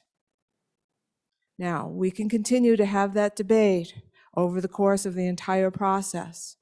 And maybe by the middle of March, we'll come out with a map that goes back to what was suggested yesterday. I'll be fine with that. But I think it's our job here to stay within the 10% deviation. We have the first bite at this apple. Let's do it right in terms of the rules that we know that are out there. And then ultimately, we may agree as an entire body to go outside of those, and to be ready for any challenge. But now I'm on and in favor of this amendment. Thank you. Thank you. Representative Jennings, first time. Thank you, Mr. Speaker. I just, community of interest, I know a lot of these people. This is currently how that map is drawn, except it's down into Johnson County. And they've been there for a long time. And so I've listened to those citizens, even though it's not in my area. They go to the town just to the west of them. They have a lot of interest there. They have a lot of commonality with those people. And, this 10% is it's a contrived thing. It's not law. We've seen that the law, there is no constitutional muster in this, and there's no statutory. That's an arbitrary thing. And is it a good goal? Sure. But I think you have to take these people's lives into account, and they like where they've been. So on and against the amendment. Any other member, first time? First time. Representative Roscoe, first time. Thank you, Mr. Speaker. First for a second. Chairman Eklund, first time. Thank you, Mr. Speaker. So I'm on and against the amendment. I think we had the conversation. So the talk is whether or not we're going to have the deviation that we're pretty much allowed to do, or we're going to do what's right for the community. I just can't imagine it's going to be hard to defend that in court, that what this community wants, and these people, if they can come forward and say, this is what's best for us, we as a legislature should do that. We can do it. So on and against the amendment. Any other member, first time? Member for their first time? Representative Clausen, first time. First for a second, Mr. Chairman. Any other member, first for a second? Any other member, first for a second? Any other members, first time? Second time? Second time before the sponsor? Second time? Second time before the sponsor, to the sponsor, Representative Majority Floor Leader Summers. Mr. Speaker, thank you, and I appreciate all the good debates. So if you vote aye, you're within 10%. If you vote nay, then you're at 10.97%. So your decision, you make the choice. Members, we're voting on third reading, Amendment Number 3, House Bill 100. All those in favor? No, we're voting on third reading Amendment Number 2. My apologies, Number 2, House Bill 100. All those in favor, please say aye. Aye. Those opposed, no. No. The amendment has not been adopted. Next amendment for consideration is House Bill, or third reading Amendment Number 3. Majority Floor Leader Summers. Mr. Speaker, I would remove third reading Amendment Number 3 to House Bill 100. Third reading amendment number 3 is removed. Next amendment is third reading amendment number 4. Representative Yin. Mr. Speaker, I move third reading amendment number 4 to House Bill 100 and ask for your favorable consideration. So members, we had a second reading amendment where we worked on a House district in Green River. What we inadvertently did was we also reverted some of the clerk submitted lines in other places. So in particular, this one between House District 47 and House District 18. That wasn't really the intent. That there is a problem with precincts if we keep the purple line, squiggly line, instead of the sharp line, which helps line up with precincts, because otherwise we'll have a 13-person precinct and that'll make it too easy to identify individual votes. So this just reverts to the clerk provided lines. I talked to both the members that sit in those districts to ensure that I'm not doing anything out of the ordinary. And so I ask for your favorable consideration. Thank you, Mr. Speaker. Thank you. Discussion on the amendment. Discussion on the amendment. Discussion on the amendment. Seeing none, members, we're voting on third reading Amendment Number 4, House Bill 100. All those in favor, please say aye. Those opposed, no. The amendment is adopted. House Bill 100, having been read three.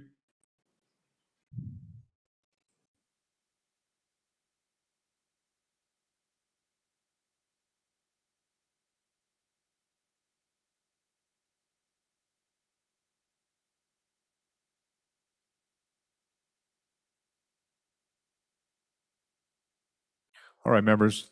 House Bill 100, having read 3 separate times, the question is, shall the bill pass? Chief Clerk, please call the roll.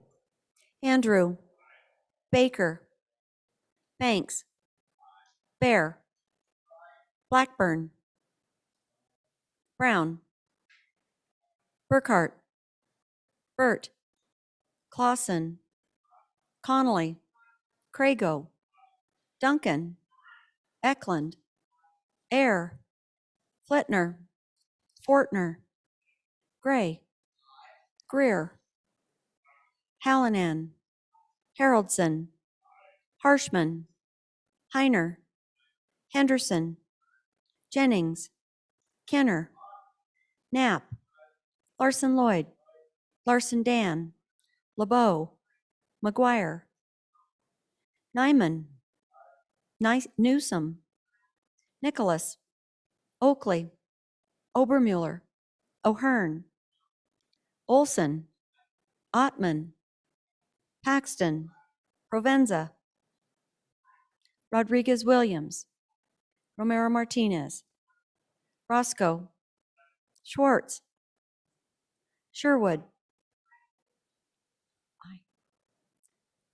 Simpson, Summers, Stith, Stivar, Sweeney, Walters, Washit, Western, Wharf, Williams, Wilson, Winter, Yin, Zwanitzer. Mr. Speaker. Closing vote. Are there any changes? Closing vote.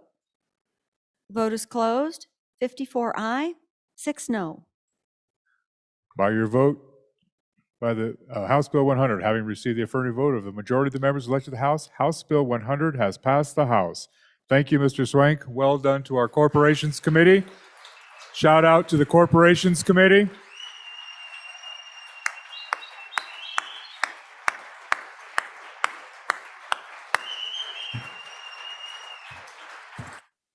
Go ahead and go down the gauntlet there, Mr. Swank. Okay, you go that way. All right, that shout out was also to our Corporations Committee. Thank you, Corporations Committee. Thank you to the members who worked so hard last few days trying to get things in order.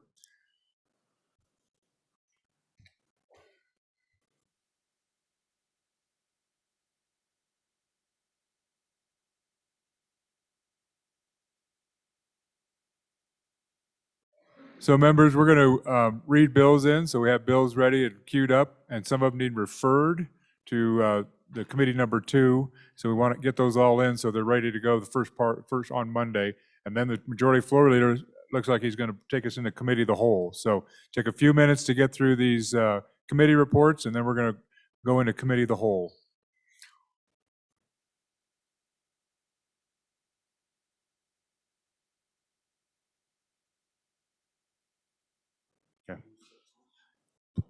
Committee reports, please. House Bill 83, sponsored by Representative Stith. Protection of Parental Rights Application, an act relating to parental rights. Mr. Speaker, your committee number 1, Judiciary, to whom is referred Senate file, or correction, let me make sure this is correct.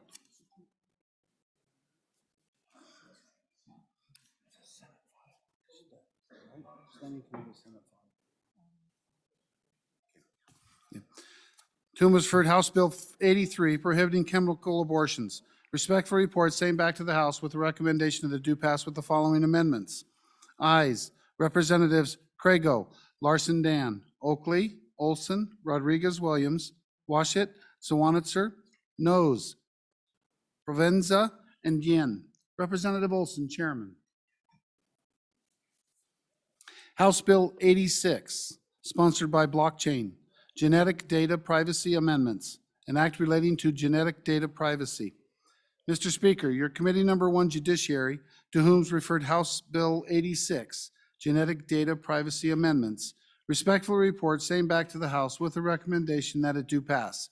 Ayes, Representatives Crago, Larson Dan, Oakley, Olson, Provenza, Rodriguez Williams, Washit, Yin, Zwanitzer. Representative Olson, Chairman. House Joint Resolution 1, sponsored by Judiciary, Supreme Court Justices and District Judges Retirement. A joint resolution proposing to amend the Wyoming Constitution by amending the retirement age requirements for Wyoming Supreme Court Justices and District Court Judges. Mr. Speaker, your Committee Number 1, Judiciary, to whom is referred House Joint 1, Supreme Court Justices and District Judges Retirement, respectful report, same back to the House with the recommendation that it do pass. Ayes, Representatives Craigo, Oakley, Olson, Provenza, Rodriguez-Williams, Washit, Yin, Zwanitzer. Noes, Representative Larson, Dan. Representative Olson, Chairman. House Bill 63, sponsored by Representative Greer, County and District Attorneys' Salary Amendments, an act relating to the administration of government. Mr. Speaker, your Committee Number 2, Appropriations, to whom is referred House Bill 63, County and District Attorneys' Salary Amendments. Respectful report, same back to the House with the recommendation that it do pass with the following amendments. Ayes, Representatives Kenner, Larson Lloyd, Nicholas, Schwartz, Simpson, Stith, Walters. Representative Nicholas, Chairman. House Bill 96, sponsored by Representative Nicholas, State Officials' Salary, an act relating to state elected officials' salaries. Mr. Speaker, your Committee Number 2, Appropriations, to whom is referred House Bill 96, State Official Salary. Respectful report, same back to the House with a recommendation that it do pass. Ayes, Representatives Kenner, Larson Lloyd, Nicholas, Schwartz, Simpson, Stith, Walters. Representative Nicholas, Chairman. House Bill 31, sponsored by Education, Wyoming Tomorrow's Scholarship Program, an act relating to higher education. Mr. Speaker, your Committee Number 4, Education, to whom is referred House Bill 31, Wyoming's Tomorrow Scholarship Program. Respectful report, same back to the House with the recommendation that it do pass. Ayes, Representatives Andrew, Brown, Connolly, Harshman, Nyman, Newsom, Obermueller, Paxton, Summers. Representative Paxton, Chairman. House Bill 2, sponsored by Select Water, Disposition of Water Rights, an act relating to the subdivision of land and water rights.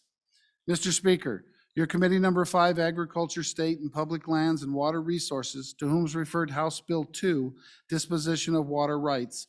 Respectful report, same back to the House with the recommendation that it do pass. Ayes, Representatives Blackburn, Clausen, Eklund, Bortner, Heiner, Larson Dan, Western, Wharf, Winter. Representative Eklund, Chairman. House Bill 3, sponsored by State Land Leases. House Bill 3, sponsored by Agriculture, State Land Leases, an act relating to state lands. Mr. Speaker, your Committee Number 5, Agriculture, State and Public Lands and Water Resources, to whom is referred House Bill 3, State Land Leases. Respectful report, same back to the House with the recommendation that it do pass with the following amendments. Ayes, Representatives Blackburn, Clausen, Eklund, Bortner, Larson Dan, Western, Wharf, Winter. Noes, Representative Heiner. Representative Eklund, Chairman. House Bill 73, sponsored by Select Water, Omnibus Water Bill Planning, an act relating to water development projects. Mr. Speaker, your Committee Number 5, Agriculture, State and Public Lands and Water Resources, to whom is referred House Bill 73, Omnibus Water Bill Planning. Respectful report, same back to the House with the recommendation that it do pass. Ayes, Representatives Blackburn, Clausen, Eklund, Bortner, Heiner, Larson Dan, Western, Wharf, Winter. Representative Eklund, Chairman. House Bill 87, sponsored by Blockchain, Insurance Investment Amendments, an act relating to insurance.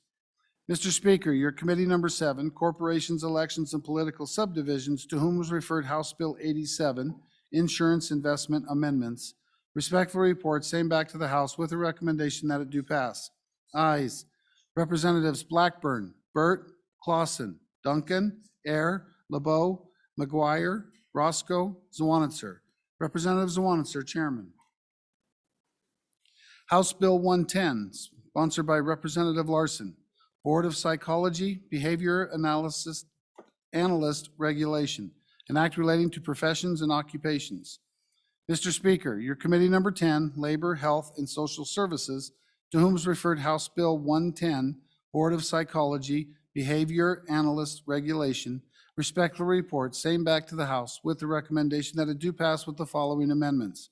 Ayes, Representatives Connolly, Fletner, Hallinan, LeBeau, Ottman, Romero Martinez, Stivar, Worth, Wilson. Representative Wilson, Chairman. We have re-referrals. Chairman Wilson. Thank you, Mr. Speaker. Committee number 10 would like to refer House Bill 110 to Appropriations.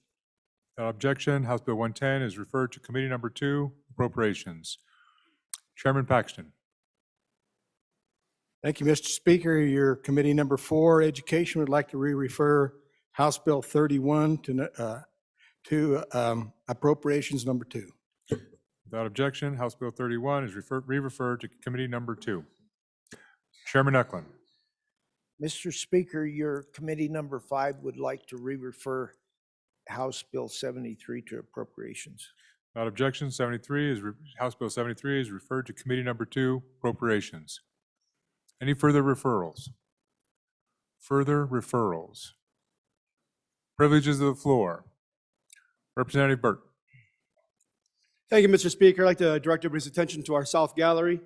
I want to take a moment to recognize a patient advocate we have here with us, whom many of you have had the pleasure to speak with last session as well as this one. Christine Sandquist represents countless of Wyoming residents who come to this body for access for medical cannabis. Christine is a brain tumor patient who was diagnosed with acoustic neuroma, when she was just 24 years old. As a young mother, she was told to get her affairs in order.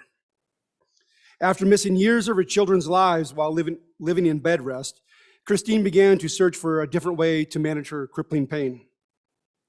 Her narcotics officer father suggested that she uses cannabis illegally, and within weeks, she was able to get out of bed and return to a functional life with no problems, with no opioids. That's a little bit more. Since then, Christine travels the country, assisting patients in getting access to life-changing medicine and becoming a part-time resident of our wonderful state. I would like to honor her in her hard work and inspiring story and to support her with her patients here in Wyoming. Thank you.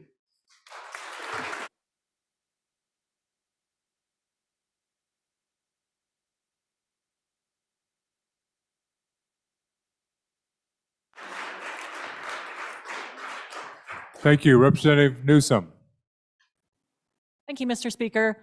I'd like to welcome our GOP State Committee woman, Ms. Nina Weber, to our gallery today. She's in the South Side.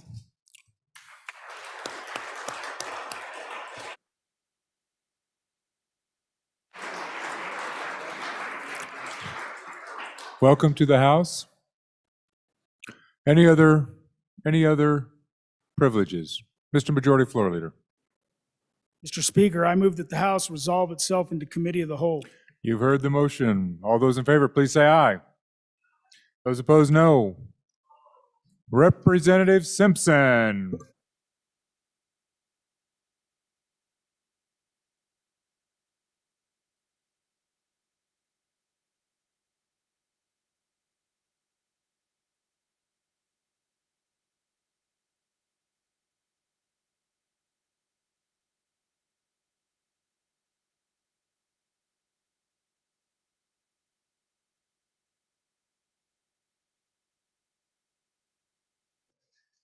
The Committee of the Whole will please come to order.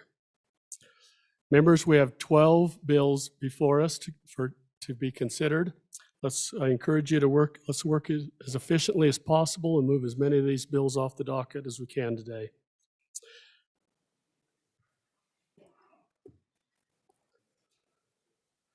First bill for our consideration is House Bill 37. The reading clerk will read the bill. House Bill 37, sponsored by Judiciary, Juvenile Justice Data Reporting, an act relating to criminal history records. Mr. Speaker, your Committee Number 1, Judiciary, to whom is referred House Bill 37, Juvenile Justice Data Reporting, Respectfully report same back to the House with the recommendation that it do pass with the following amendments. Ayes, Representatives Crago, Oakley, Olson, Provenza, Rodriguez Williams, Washit, Yin, Swanitzer. Noes, Representative Larson Dan. Representative Olson, Chairman. You've heard the reading of the bill. What is your pleasure? Chairman Olson. Yeah, thank you, Mr. Chairman. I move that when the committee of the whole rise and report, that it do so with the recommendation that House Bill 37 do pass. And I further move the adoption of the Standing Committee Amendment number 1 to this bill. And I will turn over the explanation of the bill with the amendment to the good Vice Chairman from the Oil City.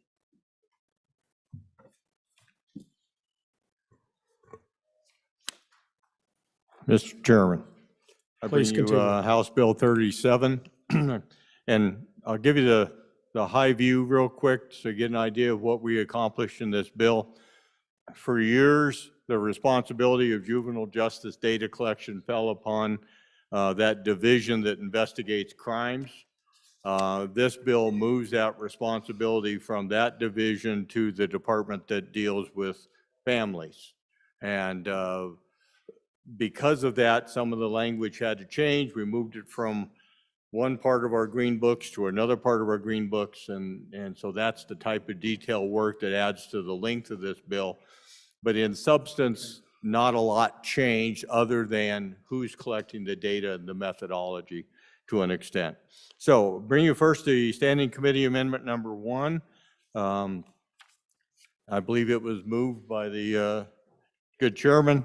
So going through that amendment, you'll see that we're adding a little bit of verbiage to the introduction so that we cover the title thoroughly. And then we insert just a little bit of verbiage, rather than just submitting, but also submitting and maintaining of our database.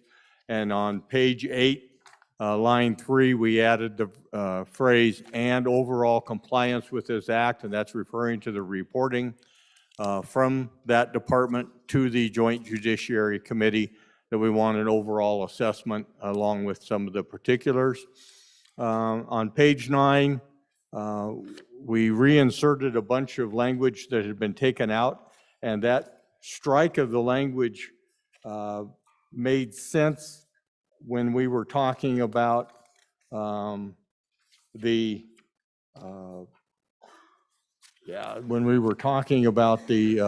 department that takes care of families, but it left out the responsibility of law enforcement, and thus we're adding that verbiage back in on page 9, lines 3 through 5. Moving on down on page 10, we strike some additional language. Again, it was the old language that was pertinent to the division that investigates crimes, but now that we're moving it into the department that takes care of families, we need that information to be maintained. So we corrected that with this amendment. On page 11, line 18, we strike the language again, adjusting for the change from one agency to the other agency. On page 12, once again, we're striking some existing language again. It's to make the bill work for the new agency that's now going to be responsible for this data collection. And then at the bottom of page 12, you see the repealer. We're moving this from one title to another title. And so we've corrected those references to make sure that we've repealed the existing language that was in the old section and put in the new corrected statutory references into the new title. And that's the amendment. I encourage you to vote aye on Standing Committee Amendment number 1.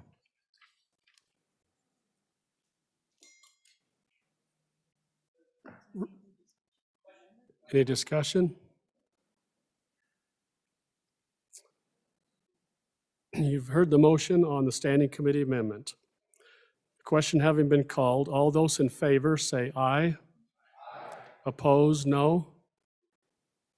Standing Committee Amendment number 1 has been adopted. We're back on the bill. We actually have a Committee of the Whole amendment. Chairman Olson.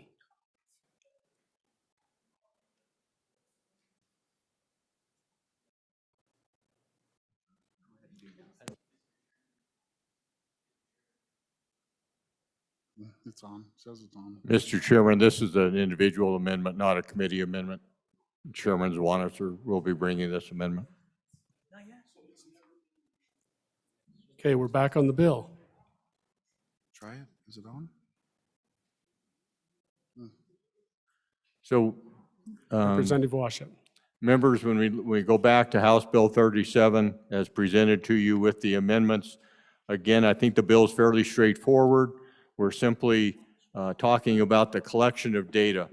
And this is vitally important. We make better policy decisions when we have good, reliable data. Without that data, we're, working in the dark.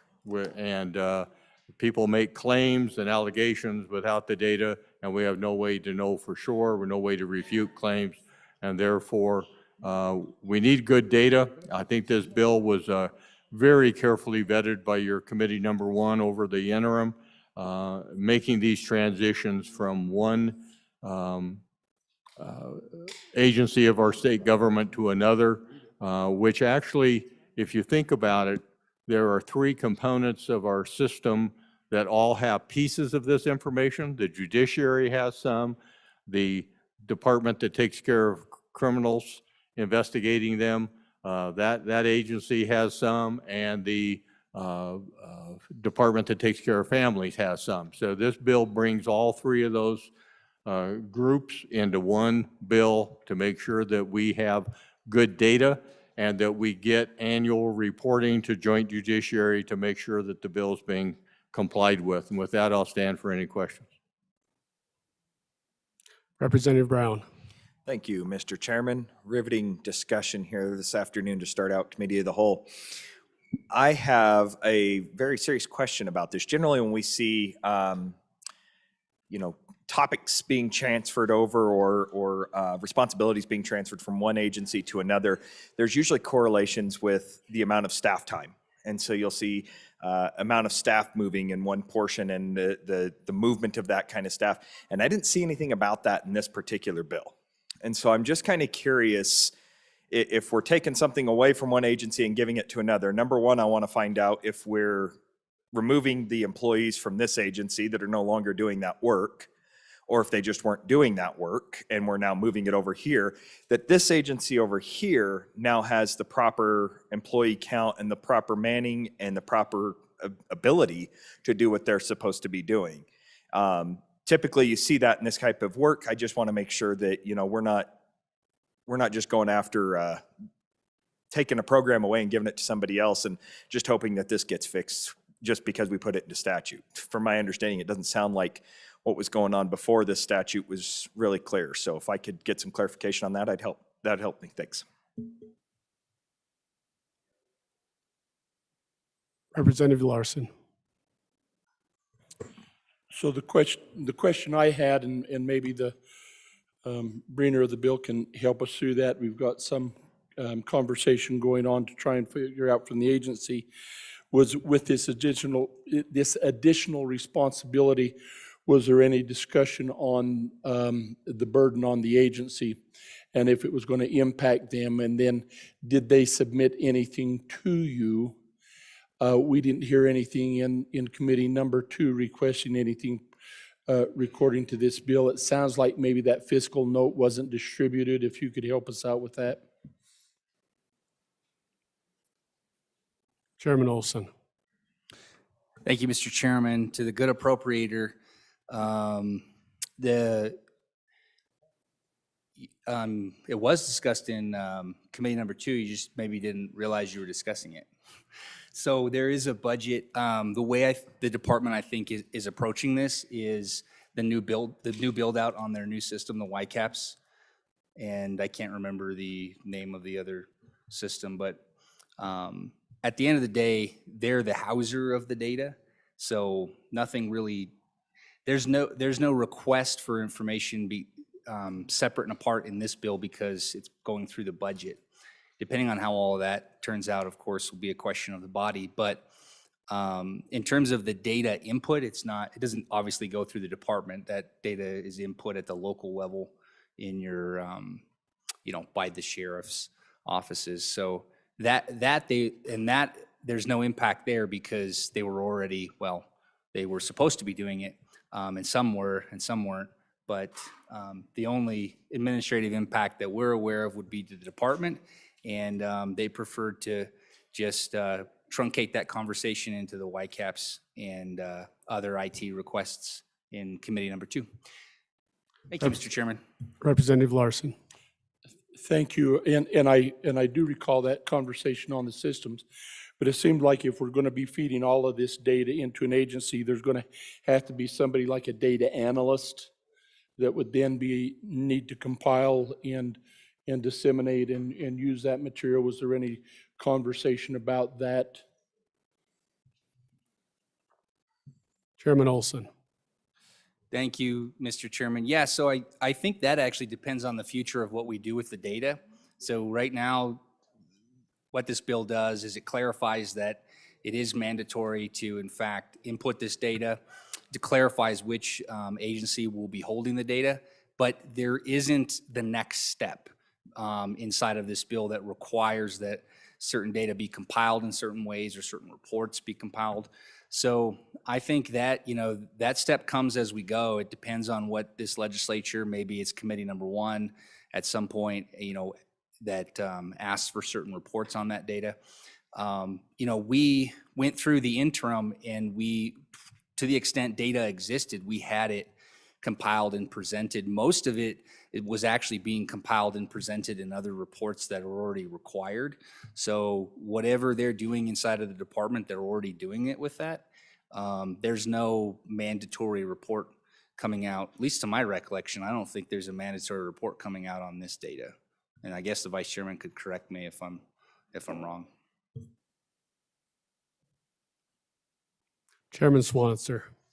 Well, thank you, Mr. Chairman. I'd like to move Committee of the Whole Amendment number 1 to House Bill 37. Because it's always enjoyable at 4 o'clock on a Friday to be asking for a new position. But as you'll see in my Committee of the Whole Amendment, this is a position and money for their IT system.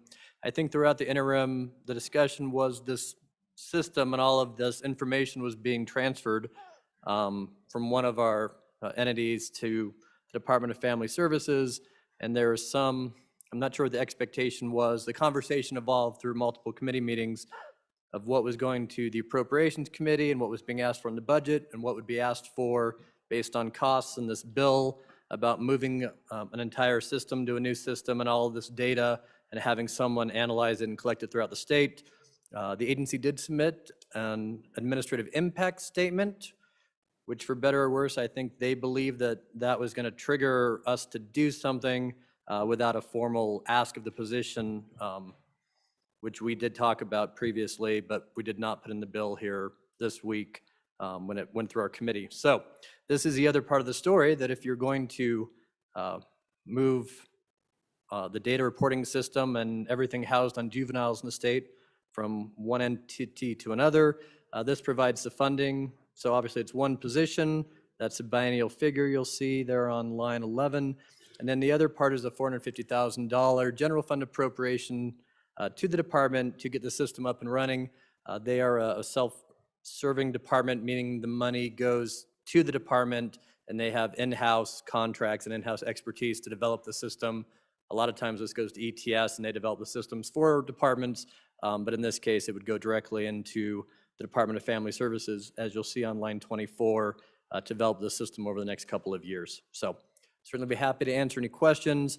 I think this is just one of those kind of oddities that both sides thought the other side was taking care of it, and here we are on Committee of the Whole trying to figure out how we're going to pay and implement a program we're creating. Any discussion on Committee of the Whole Amendment number 1? Not. All those in favor of Committee of the Whole Amendment number 1, say aye. Aye. Opposed, no.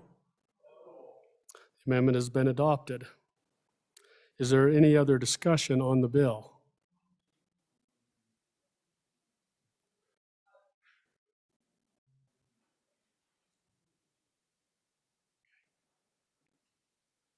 Representative Provenza. Thank you, Mr. Chairman. I do have a committee of the whole amendment for House Bill 37. Please move that amendment. I move, gosh, I move committee of the whole amendment number 2 for your favorable consideration. So this amendment just kind of, during the discussion in committee, we talked about the department had asked that we remove the line, subsection B on page 12, so line 7, 8 through 9. And there was conversation, and what that did was allowed the department that takes care of families to keep tracking the data for longer than past the 18th birthday, so we could get more information about what's working or not working in terms of our juvenile justice policies.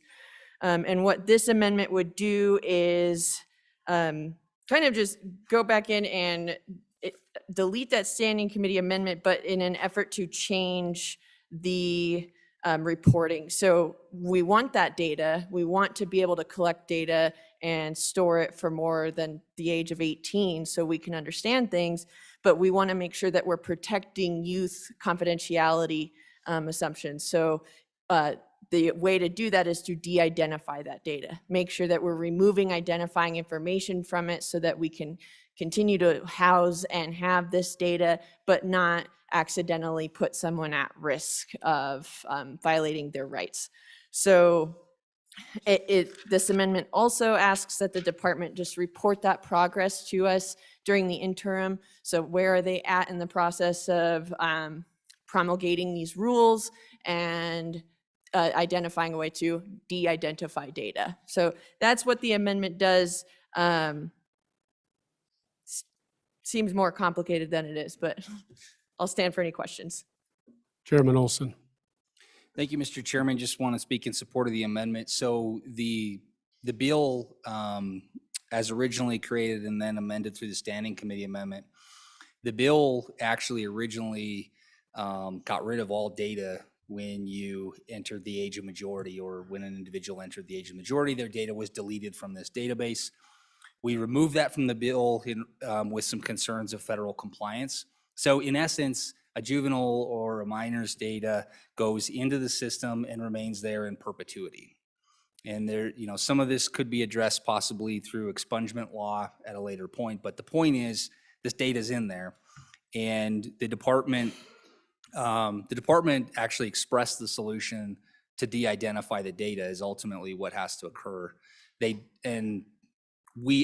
was kind of at a last minute decision, or at least the last minute statement to the committee that was the probably the preferred route. So at this point, that's all this amendment is doing, is trying to keep our eyes on that ball as it moves forward, that during the interim we can monitor that and understand better what is needed in order to actually de-identify all the data. And that's really all this does. So thank you, Mr. Chairman. Any other discussion on this amendment? All those in favor of Committee of the Whole Amendment number 2, say aye. Opposed, no.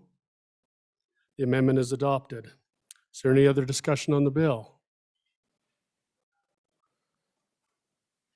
Question being called. All those in favor of Chairman Olson's motion, that when the Committee of the Whole rises to report, it does so with the recommendation that bill number 37 do pass. All those in favor say aye. Those opposed, no. House Bill 37 has passed the Committee of the Whole. The next bill for our consideration is House Bill 38. The reading clerk will read the bill. House Bill 38, sponsored by Judiciary, Contracts and Restraint of Trade, an act relating to contracts.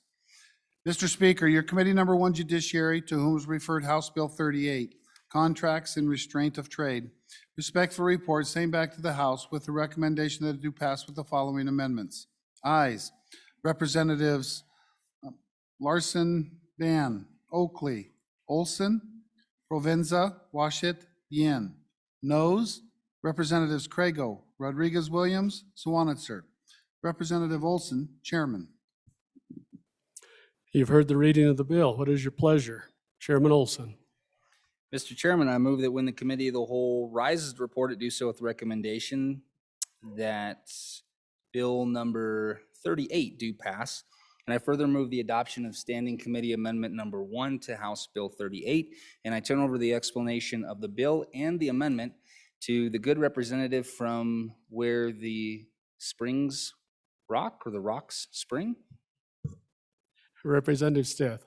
Mr. Chairman, thank you. Members, this bill resolves some existing uncertainty in the law and creates more fluidity in the labor market. And so I'd like to briefly just walk through the bill just briefly and then talk about the amendment. On page 4, the heart of the bill is on page 4, lines 1 through 7, and that creates the baseline assumption that covenants not to compete in employment contracts are not valid. They are void, generally speaking. And the rest of the bill then creates exceptions to that. So the exceptions that the bill creates are if you are selling a business, for example, that's an exception. If you are transferring, if you are another exception is that if you are, and that the sale of the business, that is on page 4, essentially lines 12 through 16. Other exceptions include, this bill does not give you a license to steal your employer's trade secrets, okay? It does not do that. It creates an exception, page 5, line 1, if you are the chief executive officer, if you are the chief operating officer, if you are the chief financial officer or the president of a company, then covenants not to compete would be appropriate in your employment contract. That is, there an exception to it, them being void. What's the purpose of this, or what problem does it solve? It solves a couple of problems. Right now, for most employees, if you're a welder or a nurse, for example, you get trained for your profession. When you get your job, you typically don't have a lot of bargaining power to negotiate the terms of that contract. And so if you get presented with a covenant not to compete, you're very likely to sign it because you need the work. And the disadvantage of that is that we then, the state, for example, spends money at our community colleges or through our university to have trained you to become a welder or a nurse. Or in the case of physicians, the state, as you'll see in our budget, spends about $8 million a year training doctors, right? But then in the private sector, once you get your job, if you sign the covenant not to compete, and then if you just separate from your employer, well, then you very likely will leave your community and may leave the state. So it creates a poor return on investment for the state if we as the state have paid money to train people and then they, through this process, move out of the state. So it solves that problem. It's important to be fair to employers, so there are a couple of provisions here that protect employers. Those are on page 5. The first sort of employer protection here, page 5, lines 7 through 11. This deals with a situation where, let's imagine you are a construction company, a roustabout company, and you have welders working for you, for example, and you pay out of pocket $15,000 to train that person to do hot tap welding. And as a result of that training, where you've actually paid out of pocket to a third party $10,000 or $12,000 to train your employee, now that employee is worth more. And now they're worth, instead of being worth $30 an hour, now they're worth $45 an hour. Well, it's a bit unfair to the employer if just right after they've done that, the employee jumps ship, right? Goes to your competitor, for example. This would allow the employee the freedom to take another job, but it allows the employer to reimburse the actual costs of that specialized training paid to a third party. Okay, so that's a protection for an employer. It also applies to certain hiring bonuses, which takes us to the amendment, because the amendment, the Standing Committee amendment, tweaks a couple of things.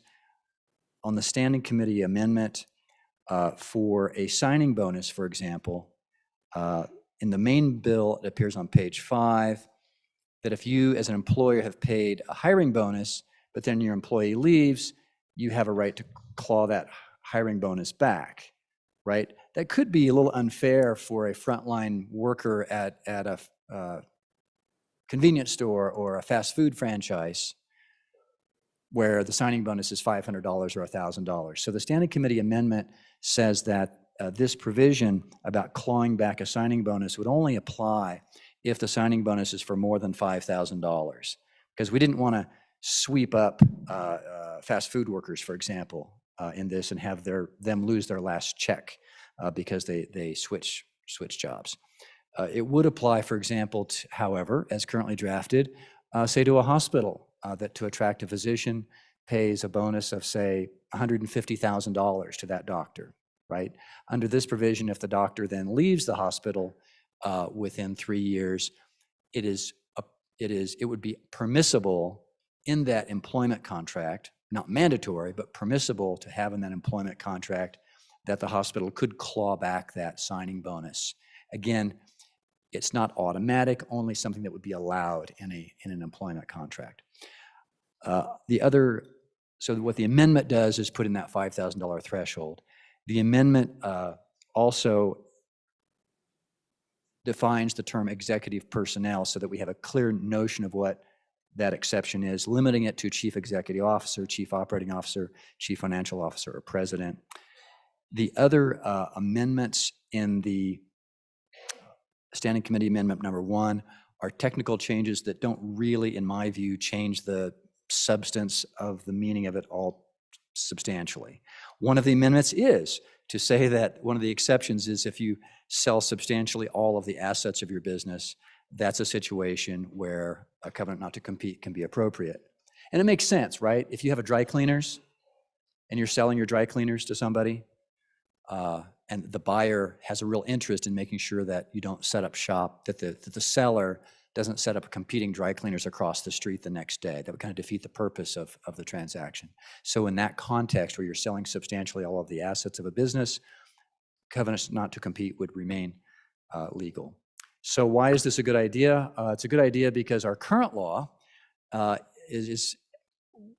has 13 separate factors to determine whether a covenant not to compete is appropriate or not.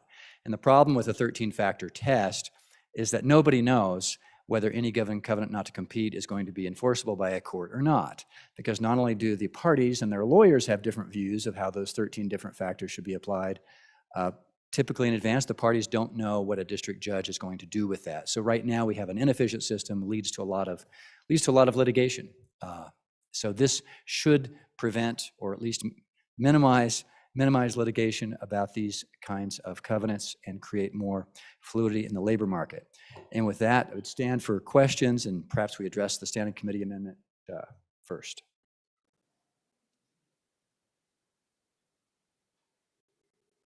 We're discussing the Standing Committee amendment. Chairman Greer. So okay, I wasn't tracking on that. I heard the full arguments. So you're going to vote on the Standing Committee amendment? Questions on that only? Okay. That is the next order of business, correct? Representative Bear. Thank you, Mr. Chairman. This amendment is an improvement to the bill, and I'll speak in support of the amendment, but I am against the bill. This doesn't quite get it where it needs to be. You've heard the motion on the Standing Committee amendment. Are you ready for the question? Question having been called, all those in favor say aye. Aye. Opposed, no. Standing Committee Amendment number 1 has been adopted. We're back on the bill. Chairman Greer. So, thank you, Mr. Chairman. I'll present for the body a counter to this. One is there is case law in Wyoming, and I never counted 13 factors, but there are quite a few factors associated with it. But the main factors are that the restraint or the conditions have to be rationally related in scope, the area covered, and the time away from particular business. And those are the two primary factors of that. And that varies from business to business to business. It's different for an accountant. It's different for an engineer. It's different for someone who is buying a small business with a book of business. So putting this into statute, to me, is a huge restriction on businesses' right to contract with their employees, because these are contracts with employees, to define the scope of business and the expectation of how that employer and that employee are going to interact. So, we know this, so you look at a new accountant coming out of the university is hired by an accounting firm. They have to pass the CPA, 5 parts, I believe. Some of the really smart guys like our gentleman from Casper probably got it the first time, but it usually takes a little bit of time. And during that time, the accountant's doing lower end work. But in this market, you have to pay well to do that. During all this time, they're creating relationships with clients, with people. As soon as you get your certificate, a few clients, if you're able to just walk across the street and open up your shop, all that money that was invested by the business, okay, by the firm and that employee is lost. Now, if you say, you know what, Mr. Chairman, you're a son of a gun, and I don't want to work for you anymore, make that decision. But you may have to move to a different town or different geographical region to do that. This is the same thing that happens with a young veterinarian. Same thing that happens with doctors. Happens with engineers. Okay, so that, you have to think about that. For businesses to bring people in, because every new employee is an investment. Okay. The other component that if this bill were to go forward that we really need to work on is the issue when you're bringing an employee along and you bring them into an equity position. Okay, it dances around that, but that needs to be tightened up just a little bit more. But you have an employee that's been around for a while, and you bring them in, and you're going to move them into an equity position. Oftentimes, you have lots of protections that are associated with the buyback provision from their stock or their interest in the LLC. We need to make sure, though, that's crystal clear that not only maybe you're bought out over a period of time not to make a capital call on the business that puts the business in a cash flow problem, but also you may be a critical person in that business that does a critical component for, that is absolutely necessary. Go across the street, take all the clients, you take all the business away. So while on its face, you can say, yeah, these are problematic, and they are problematic. I'm not saying they're not. They're tough. I'll just tell you, my spouse dealt with one of these. It was appropriate. She learned a tremendous amount from her employer, a lot of relationships with her employer. She had to have a cooling off period and move her practice. It's appropriate. I understand that. So I just say, I would vote no on this bill. I understand why it's brought. I would vote no on the bill simply because there are 13 factors. I never counted all those, but those main factors I was talking about are there because there's such a varied set of circumstances.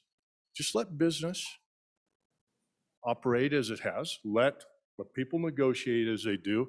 If it's onerous, there is relief, and granted, that relief is through the courts and is expensive and a pain in the backside, but that's what the courts are there for.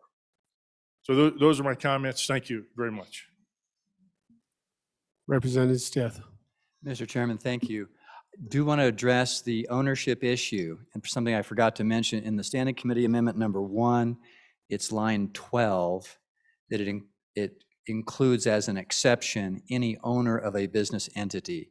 So under the current draft as amended, if you give your employee an equity stake in the company, you can accompany that with a covenant not to compete should the employer so choose. That's an enumerated exception The idea being that if you're an owner of the company, you've got a stake in it, and it's fair to require you, as part of the bargain, to not compete with your employer. With respect to the issue of, say, accountants or, say, investment advisors, for example, the exception in the bill here on page 4, lines 18 through 21, is the exception that I think protects that piece of it too, because the most valuable thing that you've got in, say, an investment advising firm or perhaps an accounting firm is your customer list, your client list. And the most common kind of trade secret is the customer list.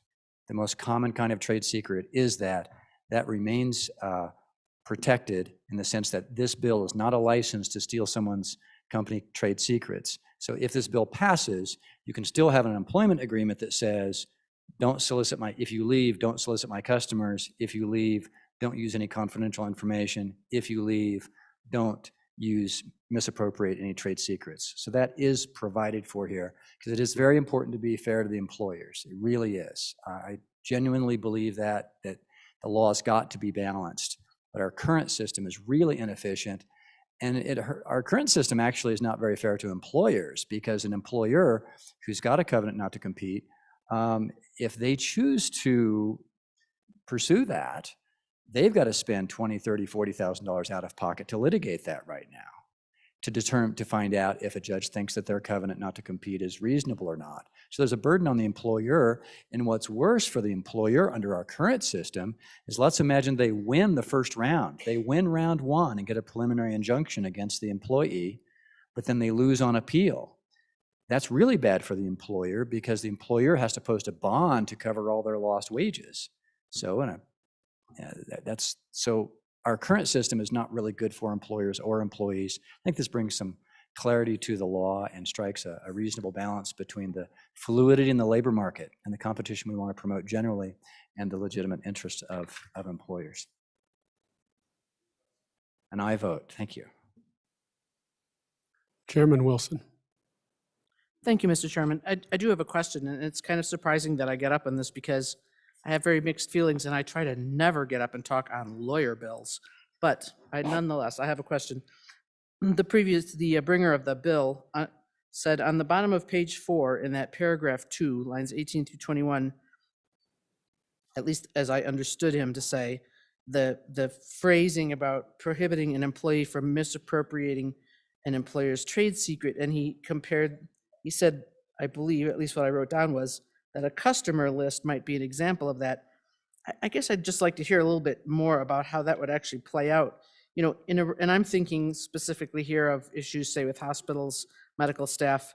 If you're practicing in a town of 5,000 people, because it says here that the information is not readily available to the public. If you're practicing medicine in a town of 5,000 people and you're an internist or a general surgeon, the customer list is the town. I mean, what is there to know?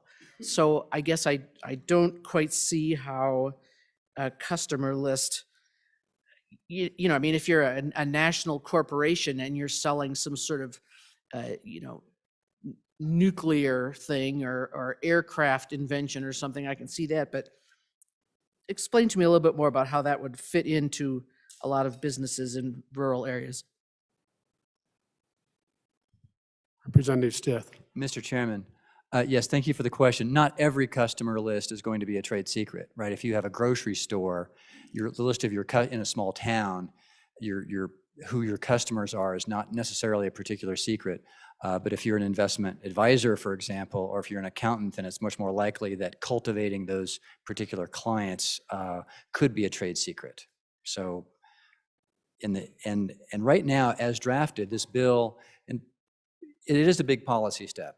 And right now it applies to all professions. It applies to nurses, welders, the distributor of soft drinks, and physicians. It covers everybody right now. And from my point of view, I think that's fair, that we're not picking and choosing which professions get the benefit of the law, but the law applies to everybody. Representative Bear. Thank you, Mr. Chairman. I am on and opposed to this bill.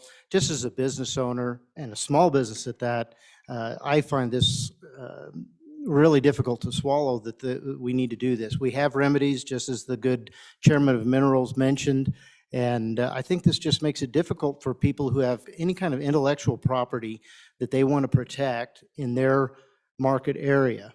I could have that in my own dry cleaning business. It could be just a simple technique that I have used and don't want that to get over to my opponent. So I really am opposed to this and ask for a no vote. Thank you. Representative Knapp. On and against the bill. If you think about it, the thousands and thousands of different types of businesses with thousands of different employees in so many different aspects of their employment, that's why there are contracts. This basically tries to take one contract and fit all those people into it and all those businesses into it.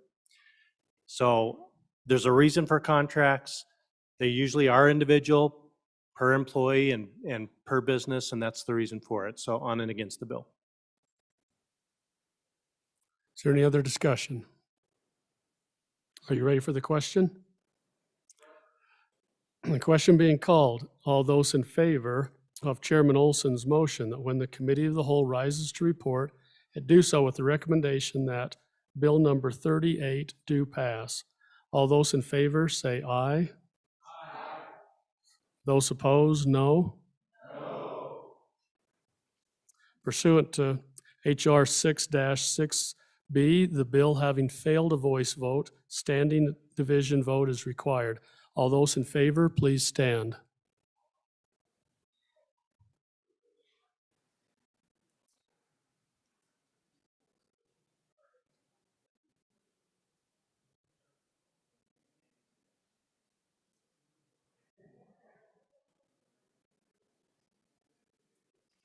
All those opposed, please stand.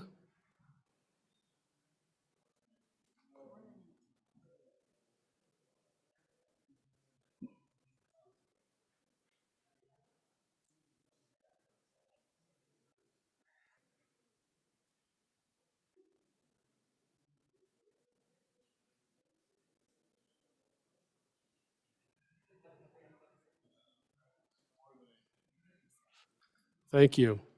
Having failed a standing division vote, a roll call vote is required. The chief clerk will call the roll.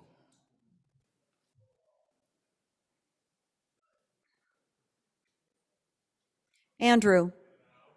Baker. Baker. Banks. Bear.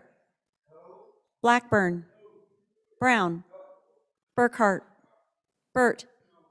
Clausen. Connolly. Crago. Duncan. Eklund. Air. Flitner. Fortner. Gray. Greer. Hallinan. Haroldson. Harshman. Heiner. Henderson. Jennings. Kenner. Knapp. Larson Lloyd. Larson Dan. LeBeau. McGuire. Nyman. Newsom. Newsom. Nicholas. Oakley. Obermuller. Obermuller. O'Hearn. Olson. Ottman. Ottman. Paxton. Provenza. Rodriguez Williams. Romero Martinez. Roscoe. Schwartz. Sherwood. Simpson. Summers. Summers. Stith. Stivar. Sweeney. Walters. Washut. Western. Wharf. Williams. Wilson. Winter. Yin. Zawanitzer. Mr. Speaker. Baker. Baker. No. No. Baker. Excused. Summers. Summers. House Bill 38.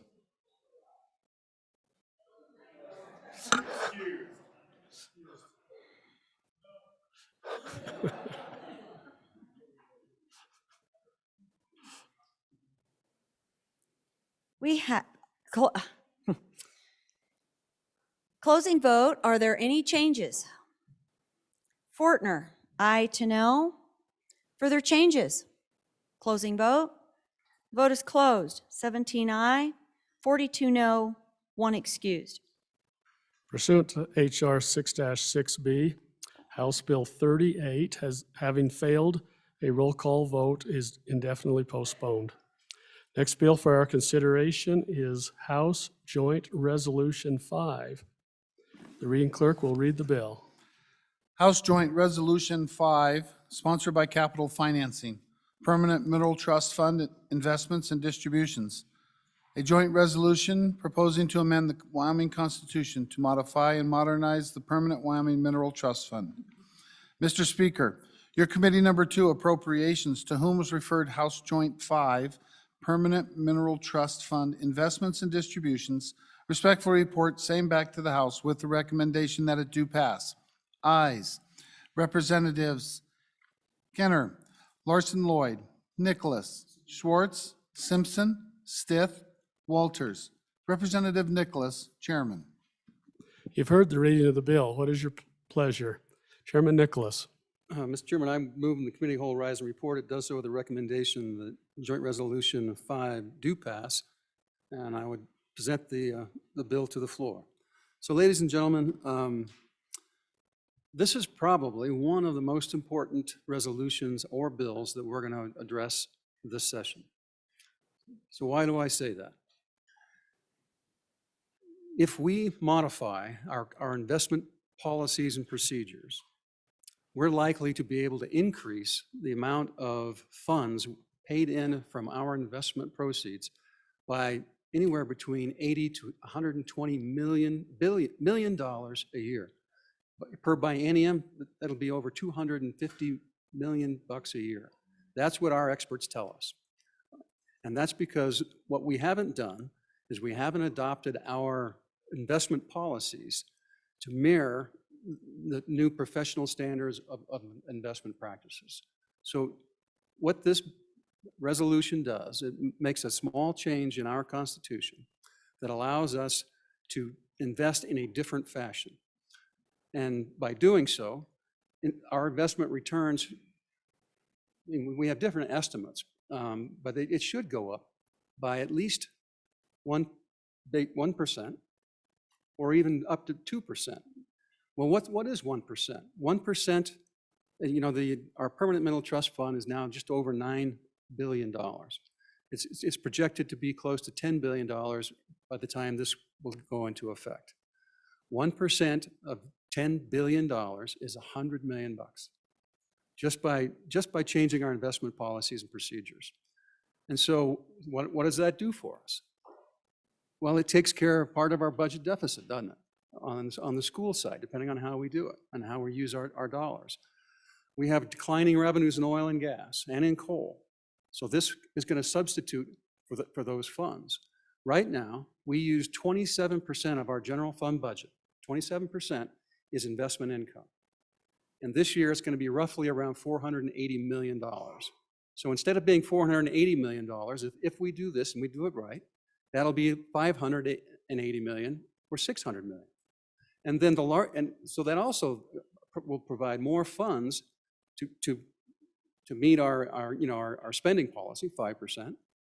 And with those additional funds, we can put more back into the permanent funds so we can increase the size of the fund and further increase our overall reliance on our investment income to help take over loss of other incomes in other places.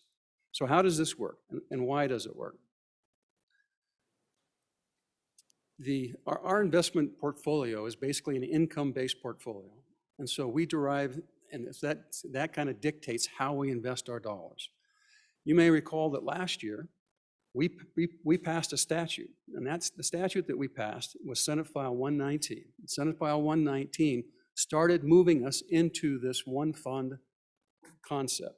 So we've already engaged this process. We've already moved down the road. We also did this on the school, common school side, so that we can change and diversify our portfolio and do different things.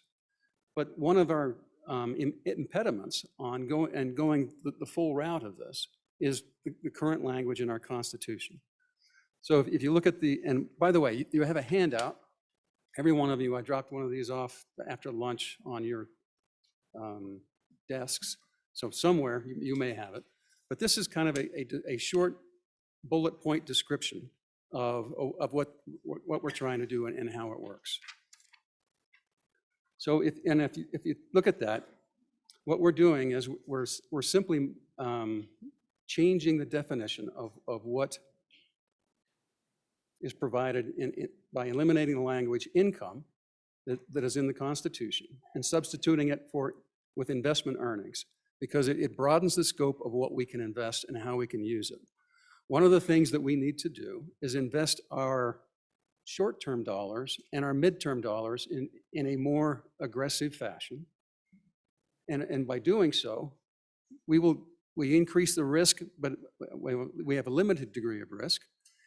And if we have enough dollars invested and we're making a higher percentage on our return, then we can withstand the ups and downs of the market because we're going to have better returns. So we had LSO do what we call a lost opportunity evaluation. In the last 19 years, had we gone to this type of an investment portfolio 19 years ago, you'll see it down there, kind of in the middle part of it. We've lost the equivalent of over $2 billion because of the income-based investments that are basically part of our investment portfolio.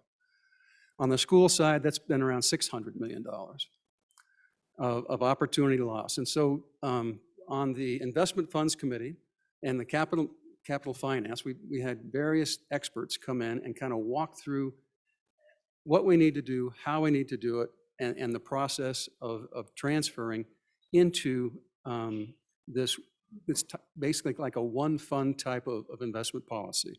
And I talked a little bit about this last year, and that was Senate File 119. So this is the next step to free up our dollars so we can invest them in a way that we can have a larger return and help support this state in the years and decades and decennials ahead. So then if you look at the bullet points again, change the language of income under the Permanent Mineral Trust Fund to earnings. Then what else does it do?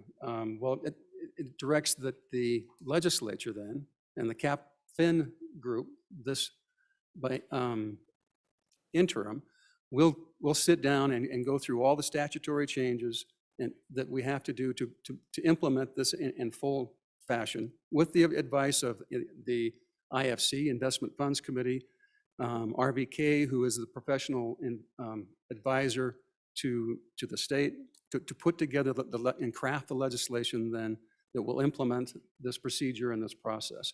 It's a process that's going to take some time because we have to build up the reserves in order to take more risk. And by doing so, by the way, we will simplify our accounting processes. When we're done, and as we move forward, we'll simplify the number of accounts that are out there, and because we have reserve accounts for everything. Well, if we took the reserve accounts for everything, if you combine all of those, it's close to $1 billion. And because it's a reserve account, we can invest that money aggressively because it has to be available on short notice. But if we combine funds into more of a one fund concept, then we can take part of those reserves and invest them more aggressively. And so there's tiers to it as we move forward to increase our returns. So we can actually eliminate some of our coffee cans, increase our total return, and meet our 5% spending policy, and still have money left over if we do this right. So that's the goal. Long-term obligation. It's something we've already started. We started it last year. We're going to be similar to the process to Alaska, Utah, New Mexico, Idaho, North Dakota. They're all moving or have moved in this direction. It's basically the endowment model. So but it's done. It's not a full endowment, because what we don't do is we don't touch the inviolate funds, because I think that's near and dear to our souls and to our overall belief and to the Constitution, that we don't dip into our inviolate funds. So that's the bill. I'd be happy to answer any questions. Is there any other discussion on the resolution? Chairman Swanitzer. Thank you, Mr. Chairman. Hopefully a quick question. And so as I read it right now, all of this money is being deposited in the general fund annual basis. So is the expectation that another bill, if this constitutional amendment passes, would come before us in the middle of the budget cycle, and then we would somehow balance out our general fund if we're going to start putting it into a special earnings account? I'm trying to figure out what the next stage is, and maybe it's too soon to ask, but what, 15 to 20% of our general fund comes off those investment earnings? We move that immediately. Is there another bill this session, or what's the next step? How do we account for that huge swing come 2023? Chairman Nicholas. Thank you. So the answer is nothing will happen until the legislature meets and passes and establishes a mechanism that we present to you that passes both bodies before any money is taken or put anywhere. That's the basic answer. Representative Washut. Thank you, Mr. Chairman. Just a quick question. Given the situation with federal spending and the national debt, is this really a time to be investing more aggressively with our funds? What do the experts have to say about that? Chairman Nicholas. So I think the answer to that is pretty, I'm not the expert, obviously. But when you start saving money for your grandchild or your child's college education, the sooner you start saving it, the more you're going to have. There's always right now, I know that our state treasurer is not investing in any type of high risk returns on Wall Street, because it's the highest it's ever been with the greatest risk factors. So the process will be controlled by the experts, not by me. And we'll have to hire, and we will have the best investment folks around to make that determination on when to do it. But you have to start. And, if I just wish that I would have invested differently in the last 5 years, because the stock market is a wonderful place to be. But it's always a diversified portfolio, typically a 60-40 on different things. And the 60-40 portfolio is kind of what we used as an estimate of what our cost loss opportunity has been. And so that's all we can do. But I think that's the best answer I can give you. I just know that the experts say anyone that has money would be doing this. Majority Floor Leader Summers. Mr. Chairman, thank you. And I'm in support of this. My only question is why not in the constitutional amendment have a throttle on the spend? I know whether it's, you probably don't want a percentage, but why don't we limit how much the spend is out of the account, rather than just letting every legislature decide? My worry is you end up bleeding the corpus out if you have too much of a spend. And so is there a control on there to keep from spending the corpus and you're just going to be spending the income, or how does that work? Because I missed that piece of it. Chairman Nicholas. Thank you, Mr. Speaker, Mr. Chairman. It's a good question, and it's one that we presented to the IFC and to RVK. I mean, those are the experts on it. And the problem is, if let's say we put a 5% or a 6% or an 8% spending policy on it. Well, if all of a sudden this was 1976 again, 1978, 1982, interest rates, the prime rates were over 10%. So we would arbitrarily cap our ability to actually pay our bills and to manage it correctly. So their recommendation is put it in a statute. It can be a 2/3 vote or whatever it is through the statute to set spending policy on these funds. And frankly, that spending policy we will likely have to change until the fund is built up enough, and then till we get to the one fund endowment size. Before, in other words, it's not going to instantly start producing all the money other than what we're feeding into it. So we're going to have to grow our expense account before and eventually then you will cap it. But all of those, their recommendation was, let's do this, really ought to do that statutorily. This is the concept, this is the idea. And then you put the pieces together as you move forward. Representative Brown. Thank you, Mr. Chairman. I think the real question that I have on this is just going to be another box and another spaghetti diagram that the representative from the center of the state will get to point to and show us exactly how things are invested? Chairman Harshman.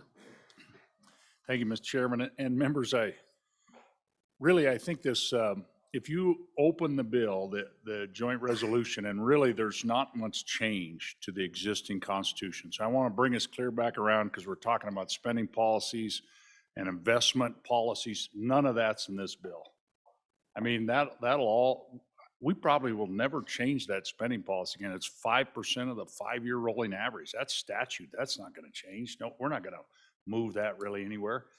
And I mean, that'll be another debate for another legislator. But if you just look on page 2 of your bill, really the big thing for me, we affirm that this corpus is inviolate, not the money deposited by the 1.5%, but monies from any other source shall remain inviolate, and that's on line 18. But then we go on to say, we will make up losses to the corpus. We have a bad 4, 5, 6 years in a row. We'll figure this out, and we're kind of following in the footsteps of a couple of our neighbors. I don't know if we can say states now. I can't keep up with that, but one begins with a U and an I right to our west. And they have this same kind of mechanism to make up losses. The one with I says over 10 years. They'll make up losses over a 10-year period. You're not going to make it up right away if you have some of these things. So we're going to make and that's that rule we had after a former treasurer. He was a Natrona County High School grad, actually, and served as auditor and treasurer, and Lord rest his soul. And he had the rule that we have now, last year, we put into statute on Senate File 119, and now we're putting this in the Constitution. We're going to make losses whole. That's a big change, and that's a really important thing for the future of our state, because I heard someone say, are we just going to dip into the corpus? No, absolutely not, never. Corpus is inviolate. And it's all an accounting issue. And then I think the next big part on page 2 is at the very bottom. You can see income from fund investments. This was written back when everybody invested in T-bills, certificates of deposit. Remember, we had interest rates, double-digit interest rates. The world's changed now. And so now this, again, it has nothing to do with our income, our investment strategy. We're not, that's the State Loan Investment Board and the IFC decide that. What this talks about is moves to a total return. Instead of saying we want the income every year so we can spend it, we have to have 5%, then that drives sales of assets, all of that. which is an opportunity cost to the corpus. So let's let the experts who manage multi-billion-dollar funds for us keep working this without us saying, hey, we need you to sell this spring so we can get the full spending policy. I mean, that's kind of the expectation we've created. And so really it's more of an accounting issue and a modernization. And so then I think as you flip over again, it continues to talk on page 3 about making up losses, and we'll figure that out next session. And I think your cap finance committee will keep working on that. It'll probably be a big old bill, 30 pager, I'd guess. And we'll go through that thing. What will that be, the 67th? Legislature will go through that and work on that. So again, I think the biggest part is the big one is make up losses. The second one is change the definition from the income to earnings. That'll be really a modernization of this. So that's it. Nothing else will really change, except it's going to keep growing. Okay. Thank you, Mr. Chairman. Representative Larson. Thank you, Mr. Chairman. I hope that at some point each of you have an opportunity to serve on capital finance. It is really satisfying to see the intellectual conversations that we're engaged in to generationalize and protect the future of the state's investments. Since I've been in the legislature, every year there's been another step forward to modernize and protect and get a greater gain on the investments, to the point now that the revenue generated off our investment is our third largest source of revenue.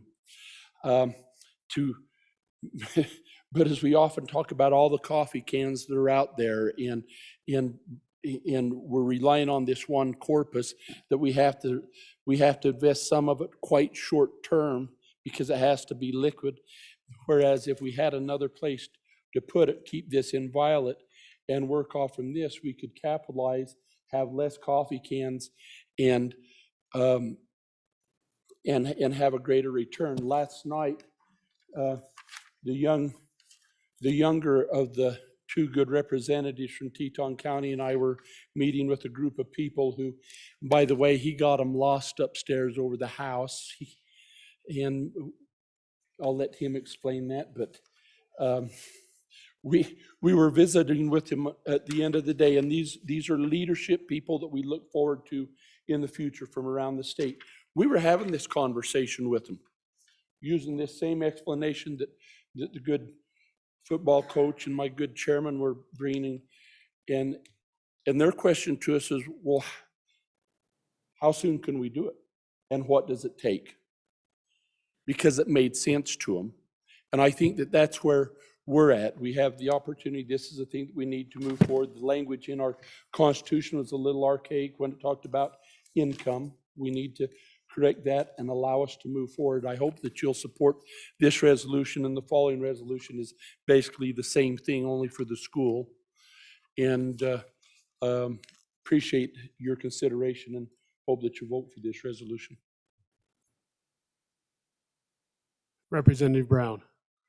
Thank you, Mr. Chairman. I guess I do have a legitimate, serious question here. So if we invest this, and we're saying we're no longer going, if I'm understanding the former speaker's explanation of this, right, is that we're eventually, instead of going to say, sell off anything to make sure that we hit our SPA, we're actually going to just operate off of the earnings regardless.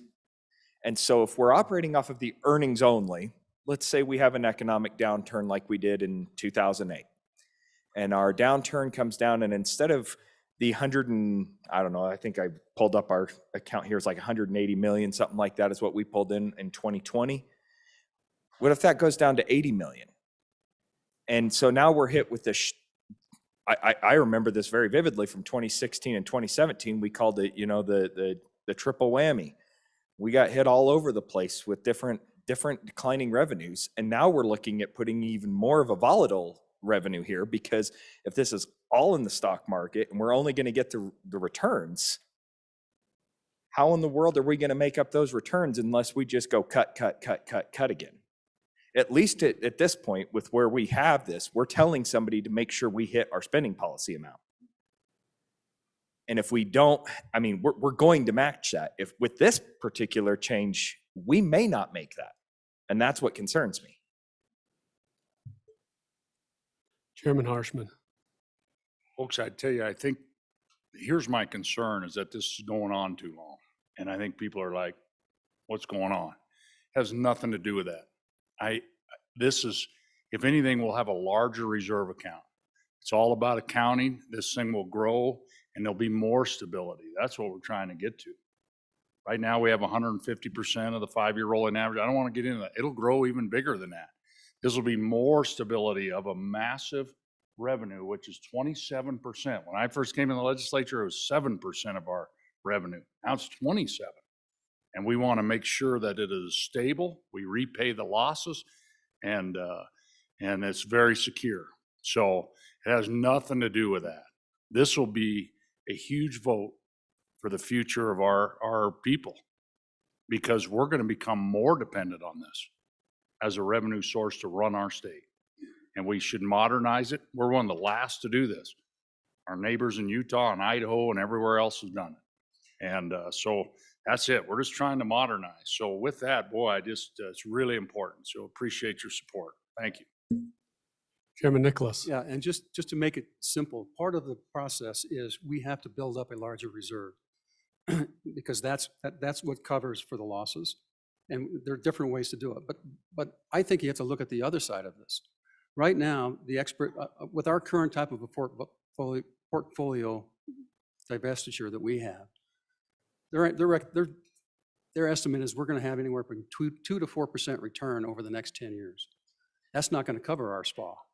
And so this is a mechanism to actually try to keep our SPA and additional funds, which we will grow that account and grow the permanent fund at the same time. So it's one of those things that, you know, we have more rough times ahead if we don't do this versus if we do. Are you ready for the question? I thought you might be.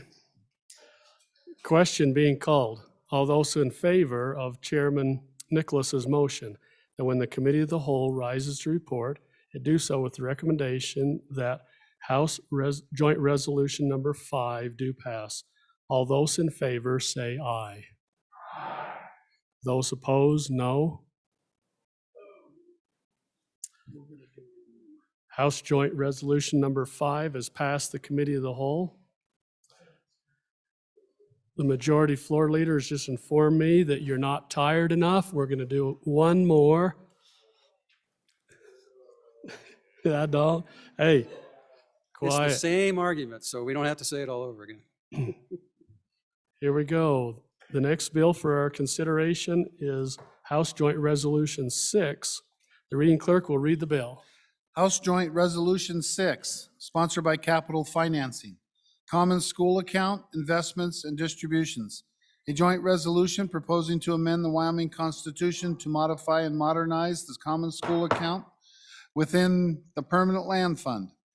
Mr. Speaker, your Committee Number 2 Appropriations, to who is referred House Joint Resolution 6, Common School Account, Investments and Distributions, respectfully report same back to the House with the recommendation that it do pass.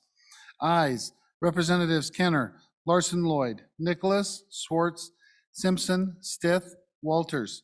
Representative Nicholas, Chairman. You've heard the reading of the bill. What is your pleasure?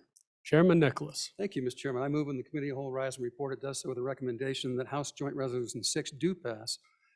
Ladies and gentlemen, this is the exact same bill that we just did. The only difference is we're talking about the Common School Account as opposed to the Permanent Mental Trust Fund.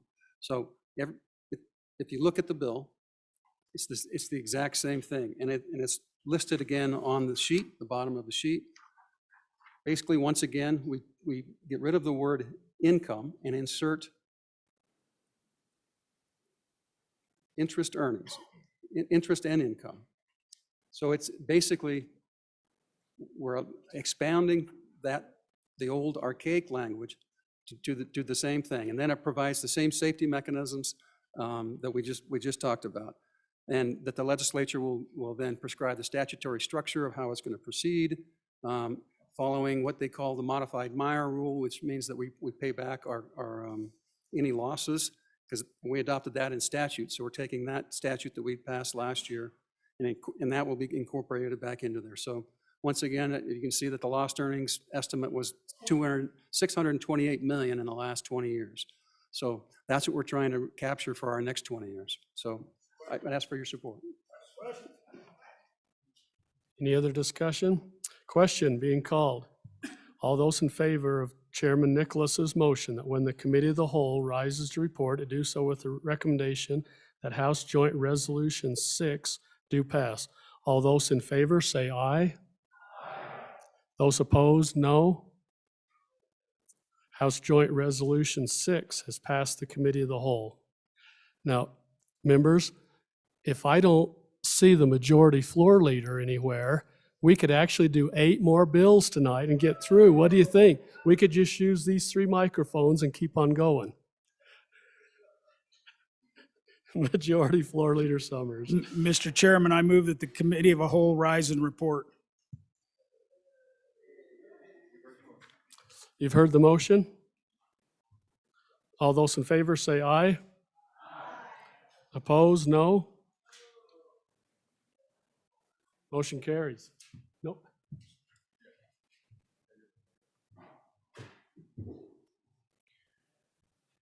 Reading clerk will read the Committee of the Whole report. Mr. Speaker, your Committee of the Whole, having had under consideration bills on general file, begs leave to report as follows. House Bill 37, due pass amended. House Bill 38 failed to pass Committee of the Whole and was indefinitely postponed. House Joint Resolution 5, due pass. House Joint Resolution 6, due pass. Representative Simpson, Chairman. I move the adoption of the Committee of the Whole report. You've heard the motion. All those in favor of adoption of the Committee of the Whole report, please say aye. Those opposed, no. Well done, Chairman Simpson.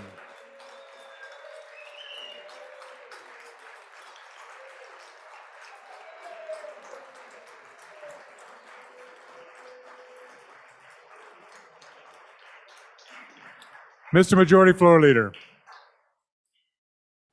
Mr. Speaker, I move to ratify the appointment of Representative Gray to the Management Council as per Wyoming Statute 28-8102. So the motion is in order, requires a affirmative vote of the body. Voice vote is appropriate. All those in favor of the Majority Floor Leader's motion, please say aye. Those opposed, no. Congratulations, Representative Gray.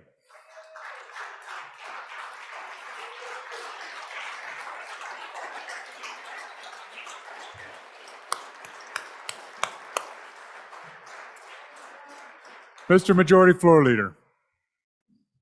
Mr. Speaker, I move that the House adjourn until 10 a.m. Monday, the 21st day of February, 2022. Just a moment. We need to read some messages in before we take that entire motion. Okay, back that up. My apologies. Messages from the Senate, and then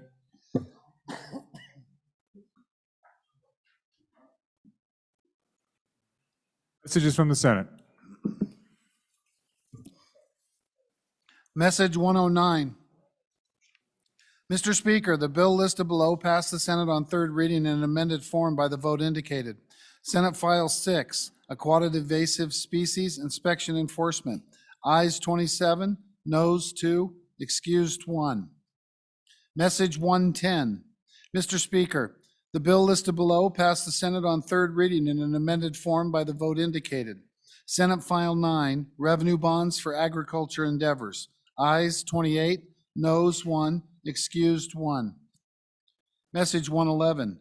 Mr. Speaker, the bill listed below passed the Senate on third reading by the vote indicated. Senate File 10, Predator Control. Ayes 29, excused 1. Message 112. Mr. Speaker, the bill listed below passed the Senate on third reading by the vote indicated. Senate File 19, County Optional Property Tax Refund Program. Ayes 20, noes 9, excused 1. Message 113. Mr. Speaker, The bill listed below passed the Senate on third reading by the vote indicated. Senate File 34, Inheritance Tax Fees, Repeal. Ayes 29, excused 1. Message 114. Mr. Speaker, the bill listed below passed the Senate on third reading in an amended form by the vote indicated. Senate File 74, Water and Sewer Districts Elections Amendments. Ayes 29, excused 1. Message 115. Mr. Speaker, the bill listed below passed the Senate on third reading in an amended form by the vote indicated. Senate File 66, American Rescue Plan Act Recovery Funds Appropriations. Ayes 22, noes 7, conflict 1. Sincerely, Ellen Thompson, Senate Chief Clerk. Thank you.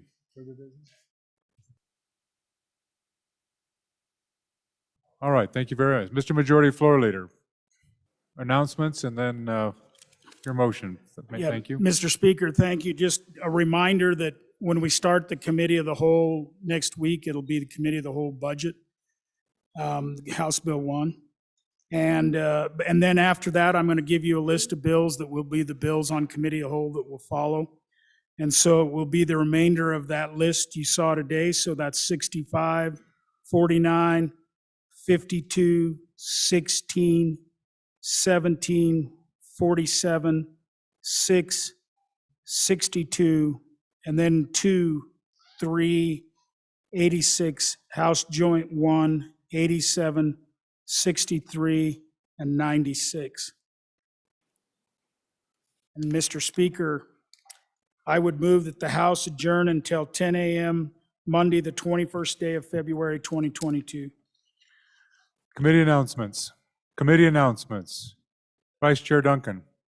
Thank you, Mr. Speaker. Your committee number 9 will meet Monday, the 21st at 8:30 a.m. 8:30 a.m. We will continue and work the bill 131. We will start with then 135, and if we have time, 141. Chairman Wilson. Thank you, Mr. Speaker. Your committee number 10, Labor, Health, and Social Services, will meet Monday morning at 8 o'clock to consider 2 bills, House Bill 108, Funeral Service Practitioner Amendments, and House Bill 27, Visitation Rights, will be in our usual space in room 3. Further announcements. Further announcements. Chairman Nicholas. Thank you, Mr. Speaker. Your House Appropriations will meet on adjournment on Monday, the 21st, in room W110.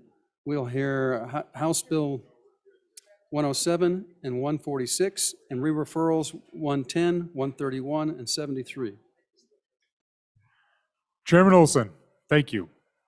Yes, your committee number 1, Judiciary, will meet Monday morning at 8 a.m. in room number 1 in the connector to hear House Bill 51, prohibiting the release of mugshots unless convicted, House Bill 71, driving while license suspended enhancement amendment, and House Bill 88, name change notice publication of minors amendment. Thank you, Mr. Speaker. Further announcements. Further announcements. Anything else for the good of order? Anything else for the good of order? So members, you heard the Majority Floor Leader's motion that we adjourn until 10 a.m. Monday, February 1st, 2022, which will be our 6th day of the budget session of the 66th Wyoming Legislature. All those in favor, please say aye. Those opposed, no. We are adjourned. Hey, well done, folks. Well done. Good, solid week of work. A lot of work ahead of us. Thank you very much.